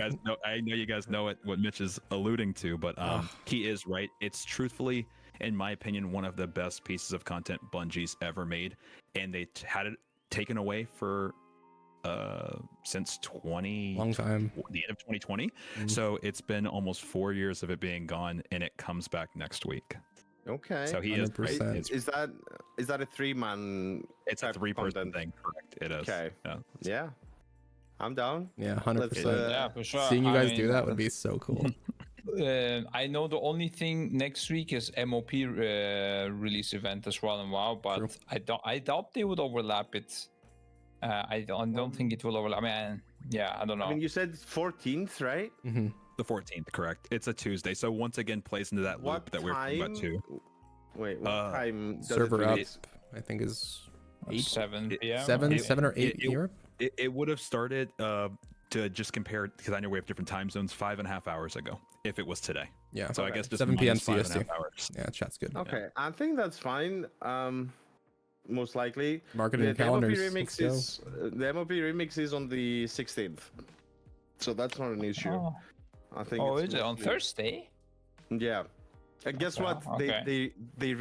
They actually managed to find the tech to do a global release on this one, Scribe. Can you believe it? Yeah, but it's because it's the actual, true, real content that matters, right? They won't do that for our first race. Something minor, side project. This is good banter. This is great. Yeah, CB, what they're really talking about is the most important part of what we love to do, right? Which is race to world first, is not global Right. release. But let's avoid that conversation for this podcast. We'll be here for a long time. Well, But yeah. Okay, I won't even ask. I had questions. I had like 3. You know what? If you guys are cool with it, I'll let mean, it slide. Go for it. Let's the just say only you're on the right. You're on Well, the. then what? How are they doing it? Well, yeah. Let's just say you're on the right side of the pond. Okay. Okay. You spawned correctly. So you get first dibs on the content in World of Warcraft. It's not just the raid, by the way. It's like just any patch. Only expansion releases are global release typically. Everything else is on a weekly reset, and it happens first in the US, and then I think it's like 12 hours later in EU. So yeah, so you get final shape 12 hours before EU does, basically, CB. Like the raid and everything. Yeah. Oh wow. Yeah, imagine how many belts you would have if you... Yeah, I'm actually about to go WoW belt, a WoW belt right now. I'm gonna grind up so I'm ready so I can start 12 hours before. I still won't get anywhere near which 12 hours will just be me downloading the add-ons, but I'll have my head start. Too good. All right, another chat question from Just Mr. Mo. Are they maybe going to take on other raids in the game, or are they done with the game after the event? Scripe, why don't you take this one? I mean, I'm definitely not. I mean, bro, I'm in a Legend Lost sector right now, trying to find my Lego. So addicted, I'm chat. not done with the game. Yeah, I'm not done with the game. We just have to figure out what we do, and like we don't know exactly. We spoke about it in our staff meeting like today as well. There's tons of ideas, but we don't know what we will be able to. We're just getting into the game. We will definitely, I mean, we will be doing some things, but I don't know to what extent. It also depends on our like main, let's say, jobs, right? Our main focus is WoW, so they have been now pumping out more content more than ever. There's going to be the new expansion coming out. It's all many question marks, but I highly doubt that this is the last of Echo in Destiny. Oh, I do. I doubt it too. I doubt it. Yeah. I can already see. I mean, just when I saw, and I'll let Roger go, Andy gaming earlier today too, I was like, yep, everybody's hooked. He's so hooked. Yeah, the only thing for me, like I enjoyed it a ton doing this last 3 days, like all the raids. I need to get someone to explain to me a little bit what is required, let's say, in a sense, so that when the next expansion drops, like what do I need to do until then, and what are those? I think it's 3 days until the raid launches. Mm-hmm. Yeah. Like, what does that entail to understand like the scope of things? Because I still don't know. I just got kind of like told what to do and got some basic gear, let's say, to do these raids. So I'm still missing a lot of context. But I think if what we've done so far is like a little bit of how the game works, I definitely see that we're gonna do a lot more. Let's put it like this. I'm trying to load an image full of an inventory full of complete bounties just to give Roger an accurate. Oh no, I didn't. It's not working. It's not. Yeah, it's not working, but it's fine. It's okay. So because truthfully, and I can answer that a little bit because it's funny. First, you guys gave me a little context of your next release and some of the, I guess, controversies of that. I'm sure that's a big controversy. We have our own one where truthfully, normally the way things have been, at least for the last couple years, not always, but for the last couple years, has been an expansion releases and then 10 days later the raid comes out. This is actually the first time in a long time that they are shifting that to only 3 days. So with only 3 days, truthfully, what a lot of that is going to be is people degenerately, probably if the level grind is hard, and we'll see, it's really, we won't know until final shape comes how hard they're going to make that, because I think they said that it's going to change slightly. I'm not sure how, but after people do the heroic campaign, because usually there's a normal campaign and a heroic campaign, and the heroic campaign will get you to a higher power level to start than the normal campaign would. After people blast through that, it's just going to be all out level grinding basically to get ready for the raid. Make sure your artifact is also boosted up. That's tied to experience, so people are going to be grinding to get all of those artifact openings, like you were kind of mentioning, Scripe, with unstoppable hand cannon, but you know how that goes to the 5 different columns. People are going to be grinding to unlock those columns. People are going to be trying to get whatever new weapons are available, and it's really going to be this all-out sprint, I would say, to just get ready. I would say that it's probably not going to be as difficult as some of the earlier raid race preps, because I believe they mentioned that the light level grind isn't going to be insane. I think it's just going to be just getting gear. I think just getting gear. Yeah. I think, and generally Yeah. speaking, like there will be a significant amount of prep. I'm not going to say it's anything close to WoW because like I don't think anything compares to WoW in terms of prep. What I will say though, from personal experience as well, is that the prep for it is not nearly as daunting or arduous as it is for WoW. It's a lot more enjoyable, especially if you guys are doing it together. It's almost like you're doing it seamlessly in the background. It really isn't that bad, and it feels like it's a lot more rewarding in my opinion, at least. But, I would agree. yeah. The barrier to entry is a lot lower, Oh, and yeah. I do think they want as many people trying the final shape raid as possible. Mm-hmm. I think that's probably gonna be the goal. Yeah, I mean, this sort of leads me into my next question from Spelushua. So, speaking of the final shape, is there a world where we participate in that day one race? Yes, right. Hypothetically speaking.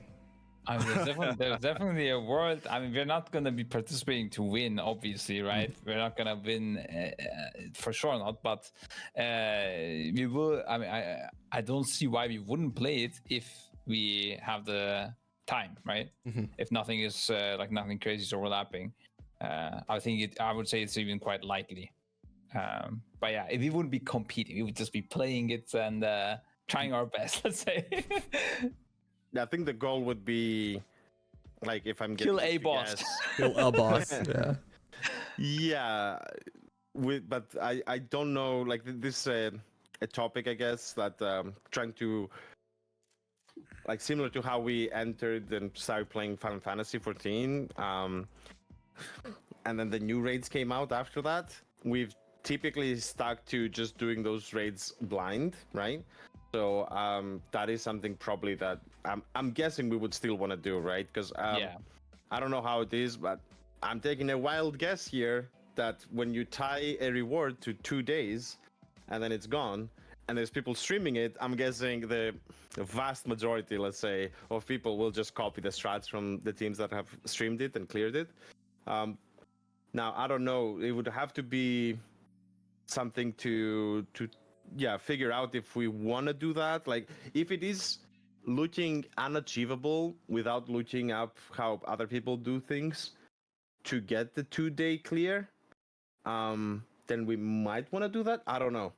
Nah, Awesome. I doubt it. There's a lot of possibilities. Let's put it like this, and just so that chat knows, Yeah. like there is so much, as I'm sure all of you know, there's so much in content in Destiny that we can do that would be really fun. A lot of people have saying over the weekend in chat now, even like 3v3 Echo player dungeon races that they've never seen before, like competing against each other. That is something we can put on super quick. Like there's so many ideas we can do.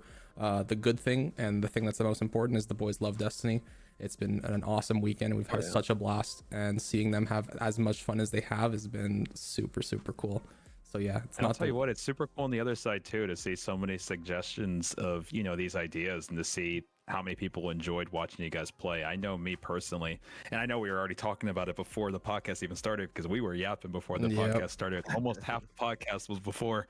But the second after I finished watching you guys, I just wanted my memory zapped so I could basically do what you guys did, because it's just so cool to get to experience those things for the first time blind and truly coming together. It doesn't matter if you're first, last, whatever the number is, but getting those unique experiences each time and having your own strats that you guys cooked up and, you know, have that memory associated to each raid. That's what, you know, drew me to this game when I was 19 years old. I'm turning 30, right? I'm still here because of just those moments.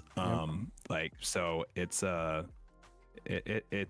cool, and I think a lot of our community has really enjoyed this. So I know personally, if I'm speaking for the rest of the group, I know at least me personally, I really want to see more. Yeah, 100%.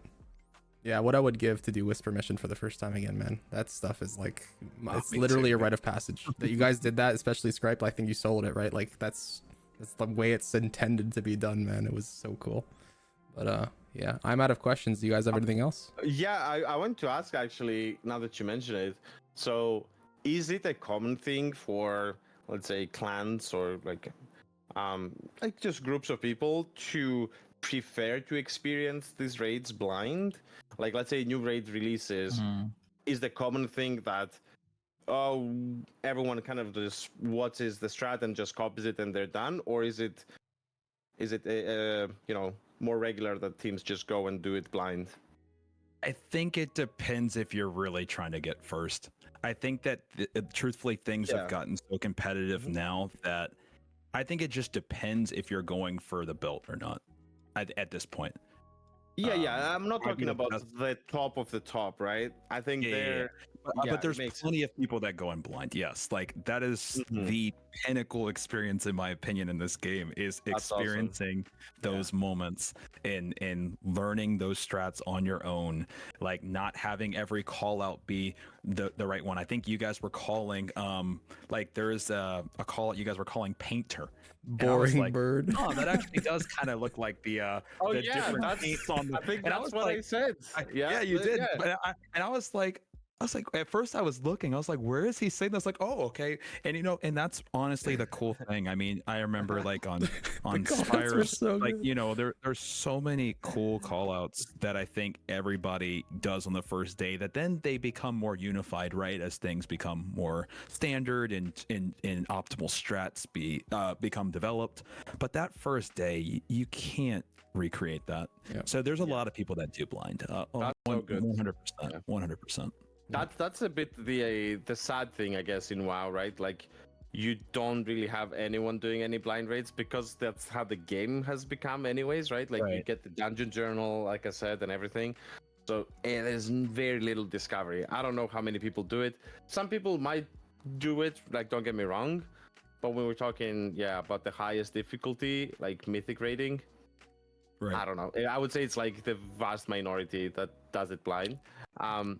I don't think anyone now. I don't think there's a single. probably raid. no one. Yeah, honestly. Yeah, I did want to ask though, like, because now what you're saying did get me thinking. So Yeah. if it's not a, what do you call those things that painters have, right, with the things? What is that symbol? Because I lot of swear people just that's call it, what it was. A lot of people just say like knowledge. Like, so it is funny here. Let's Knowledge. actually, I want to see if I can get a graphic sent to Mitch that would be kind of Yeah, cool, I can just pull to them show up you really all quick. of them. Can you pull it up? Yeah. Because the cool thing about this is, and while Mitch is doing that, this is gonna, I think, trigger us into a previous topic that we were talking about with the mazes and the jumping puzzles and the secrets that I was telling you about. So Mhm. believe it or not, there is a secret within Valve the Disciple with all of those symbols that was put together to basically say a message that is prophesizing what's going to happen in this final expansion. What? Wow. And that's Okay, why okay. and that's why every single one of those symbols actually has a set name, because it's Oh. pieced to actually tell a prophecy of what the witness is going to do to us in final shape, Hmm. or what he has coming for us. And Okay. that's something that you wouldn't figure out obviously during a world's first race. You wouldn't figure it out during a blind run, but after coming back into the game later, you can actually go back and read that. So is that why you had like all of these hands up, hands down, hands on the sides? That's why you like, had all of those people- different symbols. That's correct. And Okay. so I'm hoping Mitch can Hmm. pull that up for us. Yeah, I'm trying And then to. I'll even give us the prophecy. Do you have the graphic, Mitch? Or I found 'cause one. I Some can- of the names are really off. Like there's no give plate. but I have it right here. I can get Okay. you. It sounds like the people designing Destiny 2, they like quite like what they do. oh yeah, Yes. there's a lot of passion. For Like sure. there's all like these Easter eggs and stuff. This isn't something that you do because you have to do it. Mhm. I don't know. Yeah. So once he gets this up, I'll read you the prophecy, and this is something that, once again, like I said, is some of the magic of raiding is really just the care that's put into it. It's not just run in and Yeah. beat a boss. It's things are pretty, things are different. There you Some go. bosses are work one way, some rooms are really cramped, and then caretaker's super vertical. You're raising up. Now take a look at all these now. Here's all of them. Okay. Yeah. Darkness, Scorn. Okay, there's no way. Oh, that's the witness. True, Yep. actually. So that's the thing, right? Like, actually, when you see the symbols outside in the caretaker fight on the totem, you can actually Mhm. see them. However, when you go inside, because everything is so dark and you're like Yeah, jumping and the around, boss. yeah, I'm going invis sometimes. My camera is distorted. I don't know, whatever. So you don't get to see them properly, really, and you need to Right. at that moment come up with something you tell yourself. So, for example, Savathun, that was just V for me. Yeah, it's just a V. That's it. And then the one next to it, I just thought that's the Bulgarian flag. Is it even? I don't even know. But that's literally what I thought. Yeah. I called the worm the Chinese flag, bro, in my head. It was funny too. We put Jordan on the spot yesterday too, Yep. and made her call out all of them, and it was just comedy. People really the liked symbols. Bulgaria, by the way, for some reason. I caught onto that during the stream. People were like, that's a goated fucking call, but yeah. Yeah, but just to tie it all back in though, like when you're calling that paint, knowledge.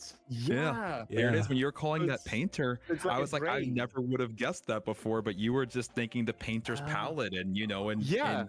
and I've never Yeah, heard that 'cause before, but I just saw a bunch of colors and I was like, yeah, that's the painter, bro. This is the thing, Like, right? that- Without context, like you would have put this together quicker had you had the background knowledge of playing the campaign and seeing all these things in different scenarios, right?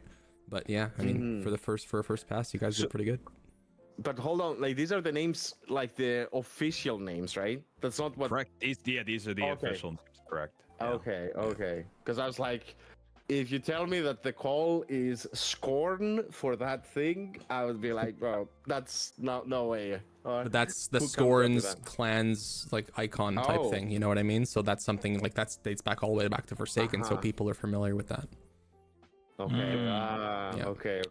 How many of these symbols are like things that people already know from other parts of the game? Some, like if you look at the Savathun, that's the symbol for Witch Queen, Yeah. but in general we've kind of known kind of Savathun's symbol for a decent bit. Hive you can kind of piece together once again, kind of from Their prior eyes. game knowledge. Yeah. But some of these are still kind of hard to put together, even with game knowledge. Like take Blackheart, for example. Blackheart's something from Destiny 1. I mean, I've known about that for almost a decade, but might not have been the call out that we named it on day one. Mm. Okay. I need to ask now. Sorry. I mean, Oh no, ask, We're please, good. Please ask. Okay, Please ask. so away. so the one that's called love. Mhm. Okay. Yep. What is the name of that you would use? Let's say CB. Oh, on day one. Yeah. Day one, we were calling that flower. I remember we called that flower. Flower. Flower's Okay, Yeah, we good. called man. that flower. I swear, this is. I'm gonna post it. I don't know if you can. You easily pull it up. Yeah. I can just. Just send it Yeah. to me. Or send it in the I chat. instantly was thinking of this. I didn't know how to say it in English, so I was just saying the Greek version of this. Yeah. Okay. This Okay. is what it reminded me Okay, of. give me a just like second. the pinwheel thing. Yeah. I know. Yeah, I used to have those when I was a little kid. Yeah. I did. Yeah. It's just, they would blow in the wind, right? Yes. Yes. Yeah.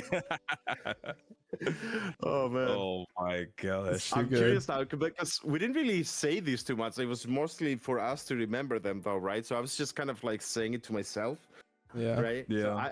I don't know what Scripe's names are for these things, but But the thing is, I had the least amount of practice as well. So it was like a lot of these symbols I saw on the upper platforms for the first time. And I thought, I don't. Is it true that the game gives you more symbols the further you go up, or is that because I didn't practice enough? I There. don't know, to be No, honest. you- Scripe. Just No. yeah, Oh, what were you gonna say? Sorry. I want to hear what you were gonna say, Roger. I was gonna say that it did feel sometimes. I don't know if it's RNG, right? Because it could be RNG. There's a lot of them, and you only get 9. It's But- yeah. Yeah, okay, it's random. Yeah, but it did feel sometimes I was like, man, what is this symbol? I have no idea. I've never seen this before. It's like a few tries in.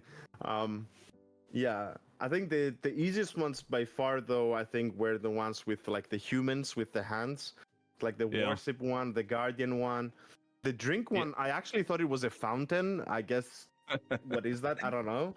Yeah, no, I Um, mean, the worship we were calling Jesus on day one. So, like I said, it just goes everywhere. It just no matter. Yeah. It just depended whoever That's so funny, was yeah. interpreting it. Like the kill, Jordan called stress ball being stabbed. There's just so many names. It's just Well, yeah. Yeah. So that was kind of some of the the cool pieces. But yeah, it's Hive, Scorn, Love, Darkness, Worship, Witness, Pyramid, Fleet, Enter, Earth, Stop, Guardian, Witness, Commune, Traveler, Drink, Light, Witness, Kills. Guardian. So I mean, So what's the Yeah. prophecy based off of that? Let's say, right? Like, is that Basically what something that you means is- deciphered? Like- yeah. So that's basically what's put together. Here I can let me send. something over Yeah. an image. Yep. I'm ready. Yeah. Witness kills blank. Yes, correct. But I think they're gonna kill us, guys. That's always what I say at the end. This should put it. This one. They're all so small though. So did you have to put it in order, let's say, to make sense of it? So we were given a certain few as things continued. You said we live. I'm hoping we die, guys. I want to lose. You guys, I say this all the time. I want to lose, guys. I want to lose. I would Right. like for us The to- bad guys need to win sometimes, right? I want to lose. I mean, the witness hope is we so lose. strong that it It's would kind of make Guardian, guys. sense, right? I want it to be Guardian. Yeah, I saw. Hold on. Is this? We're fighting the witness. Is that the Yeah, idea, Next right? expansion, yeah. Okay. So Yeah. correct me if I'm wrong, but am I right that I saw a cinematic where the witness just waved his fingers and then it sliced the whole show? and Yeah. it, like, Yep. That's so strong. Goes how wrong. how do you fight that exactly? Like he'll just do this and we're just Hey, we're gonna figure out those mechanics in a month. we're gonna become salami, yes. There you go. Okay. So that was kind of as things are put together. That was what I read off to you guys. But really, all I wanted to just describe was just how in depth some of these secrets sometimes can go, and the cool additional layers of raiding. That's so Like, this cool. This is what I love, and what I'm Yeah. hoping as you guys dive deeper after getting the blind experience. Then it's the what other secrets did we not experience? Yeah. Yeah, and I feel like again, I haven't done too much, so could be wrong here, but it feels like the story is a lot more interactive, let's say, and a lot more. I don't know. I feel like you get drawn into it in Destiny, whereas WoW, I must say, I mean, there's a lot of criticism there that they've dropped the ball a bit in the recent expansions by making it a little bit too low stakes, or characters we don't care about, or it's just very surface level story.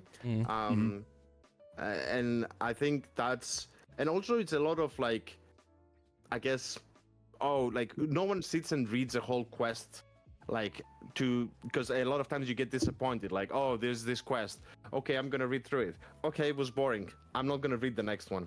So it kind of goes through of that, and it's the story has taken a bit of a backseat in WoW, whereas I feel here they've done a better job at like giving you just enough, and then you get to experience it, during the raids and all of that.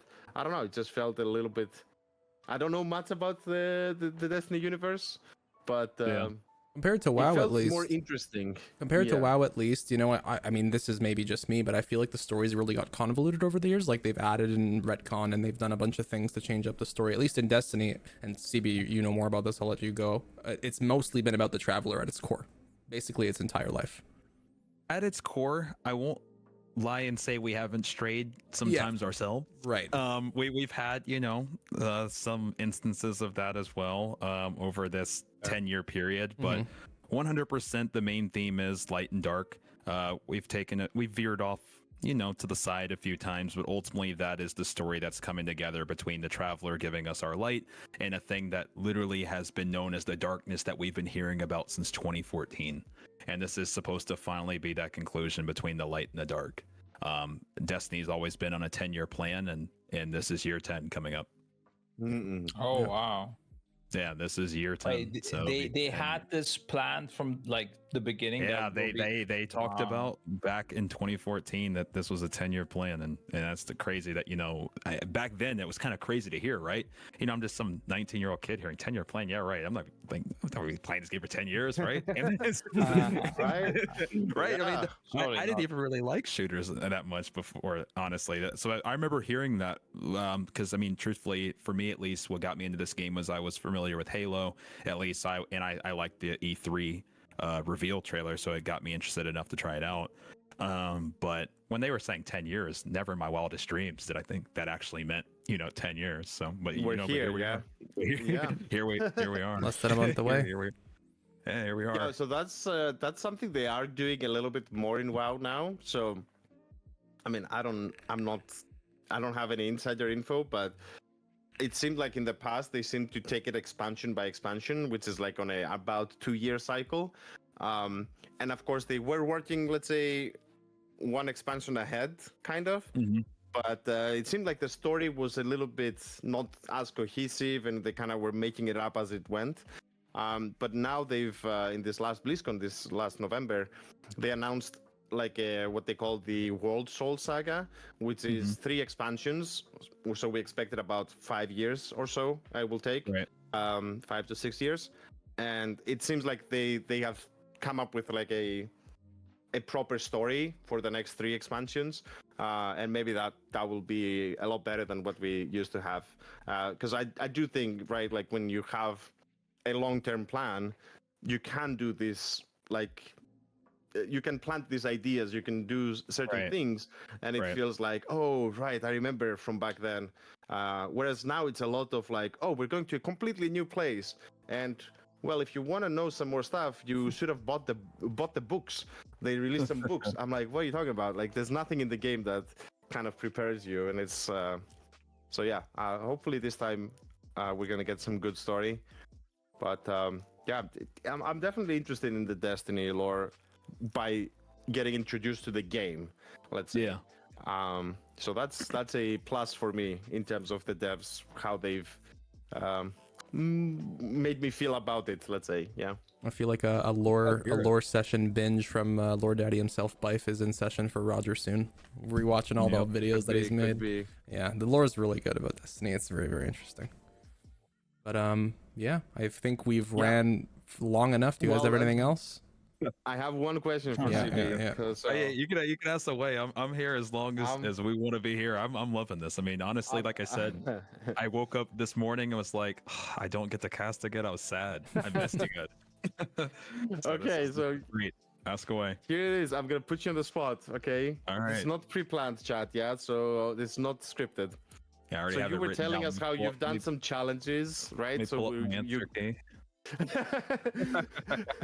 Where All right, I'm ready. Where you've done some challenges, right?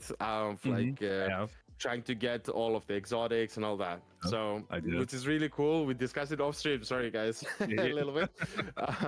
But I want to ask you. So, have you completed all the triumphs in the game, or have you not?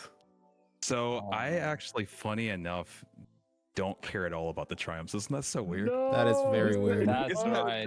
It's crazy. The only way that as weirdly as it is, and this is gonna be strange maybe to hear, but I've been playing this game so long now. The only way I get motivated to do anything is if I do it fresh from starting at nothing. So the next big challenge I actually have in Destiny 2 that's planned, but I'm gonna do it in final shape, is going from Guardian rank 1 to 11 in one stream. So as a little spoiler, but I haven't that's talked cool. about that at all. That's very cool. But funny enough, my main character's Guardian rank is Guardian rank 5. It's below your guys's probably, because I don't care. I think I'm 6, yeah. But but truthfully, the only way I care about going for things is if it's on a new account. Wow. And it's kind of become the way that my content became. Like once I got that itch from doing all exotics, as you mentioned, that took 16 days. It really reinvigorated a lot of the magic for me, because it's just, truth be told, and you guys can probably attest to this in WoW. How long have you guys been playing WoW?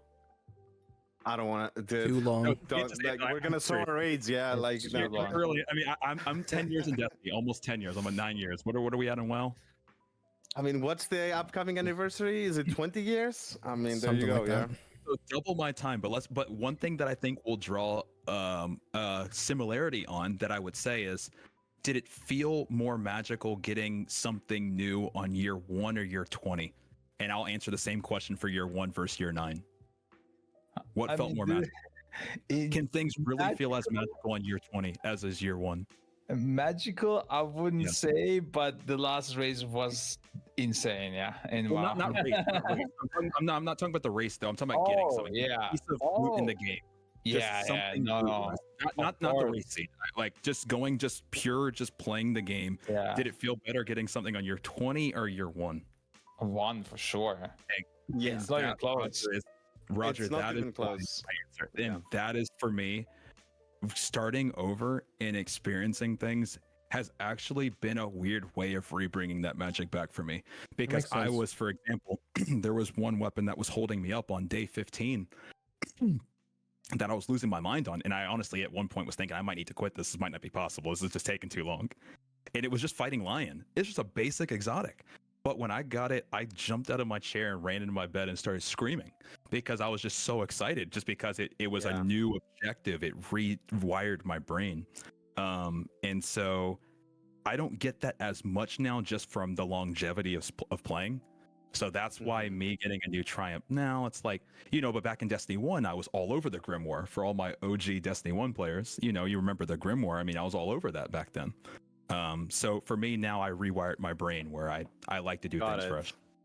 Interesting. Makes because sense. No, yeah. I know if you pulled these boys' accounts from them with all the thousands of achievement points that they have on them, it's like ripping out their soul. Like it's not even comparable. Well, that is true for me. I think Scribe couldn't care less, actually. No, that's what Scribe. I don't actually care. I don't actually care about it. Like these achievement points, like you said, with the triumphs. For me, I saw it like, I don't really care about it. I don't know. Actually, I care about like the actual important things. Obviously, like if you have an achievement that you got, I don't know, day 1 clear on some raid that was hard, then of course that is super important to me as well. But the rest, I don't care about the random achievements. You should go though to the Triumphs tab and click on the things, because sometimes they do have rewards when you click them. So that is true. So for example, like when you guys completed your raids, I don't know if any of you guys checked your triumphs, but you guys get an emblem for beating each raid that you beat. So you will have one for Last Wish, and so on and so forth. So I will collect certain triumphs. That's not like I won't do any, but but in terms of if I was ever going to do something on that scale, I'd want to do it fresh. And unfortunately, the thing that kills it for me, Roger, on the triumph side of things, goes back to the concept of some of the game not existing anymore. So you actually can't get every triumph anymore. A lot of them are not a lot, but some are unobtainable, and that knocks me off of wanting to do all of it. So my brain is Guardian ranks. So kind of spoiled a little bit, but I'm a sit and do Guardian ranks and in cool. final shape at some point. Yeah, so that's awesome. Little spoiler. Yeah. And one last question I have for you, just real quick. Which class is your favorite? I need to know. I've been a Titan for 10 years. Oh my god, no. We're 0 for 2 in the questions. I'm gonna stop there then. For 10 years. It's no different than, it's just, we were all little and chose our starter Pokemon. It was just the same as that. There was 3 in front of me. I chose one and I stuck with it for 10 years. So there you go. Yeah, and if you didn't choose Charizard or Charmander, you picked wrong, but it's okay. We like you still. My first game was blue, so I bought Squirtle because it was blue. Okay. It was my favorite. Mine was, I was young. Mine was yellow, actually, so I didn't even get to pick. I just had Pikachu. Right, because that was 98. I think I was 4 years old. I just chose by my favorite color. There you go. It's been a lot of fun reminiscing and talking about. I mean, we ended pretty much talking about the final shape, so I think that's a great place to stop and say thank you to everyone that tuned in. It's been amazing. And CB, honestly, like for you and the rest of the casters this weekend, it's been absolutely incredible having you. I think the boys really took something away from this weekend and saw how fun the raids were, and it's been amazing seeing the community reaction. So thank you to everyone in chat. This has been awesome, Mitch. I want to say just a big thank you just to everybody from the WoW and the Destiny communities for coming together and making this, magical. Like, this was really cool and showing, I think, a lot of I'd say the magic that Destiny does have. Scripe, Roger, thank you guys for, and everybody on the team for putting together such a good show. I hope that we can do more together. I hope, this is our last time, talking. This has been great. Yeah. I just want to say that this has been an honor to be a part of, and if I ever jump into WoW, I'm gonna be asking you guys a few. 100%. And a massive thank you as well to you, Mitch, specifically, because he's been pushing us to do the Destiny stuff for a long time. He's one of the main reasons also that we went for it. So was a great success. So thank you very much for steering us in the right direction. Yep, my pleasure. Yeah. Seeing you guys have this much fun this weekend made it all worth it. Honestly, it was so cool. We had such a great event. And again, chat, the rest of the community, thank you guys so much. It's been a pleasure. And if you're listening to this on Apple Music, Spotify, or YouTube, they're now in video format. And before we leave, big thank you to Elgato for sponsoring and powering this podcast with their amazing line of microphones. Couldn't do it without you. But yeah, that concludes season 2, episode 4 of the Echo Chamber podcast. Hope you guys enjoyed, and we will catch you in the next one. Good night, everyone. Bye, guys. Thank you guys. Bye bye. Oh 07.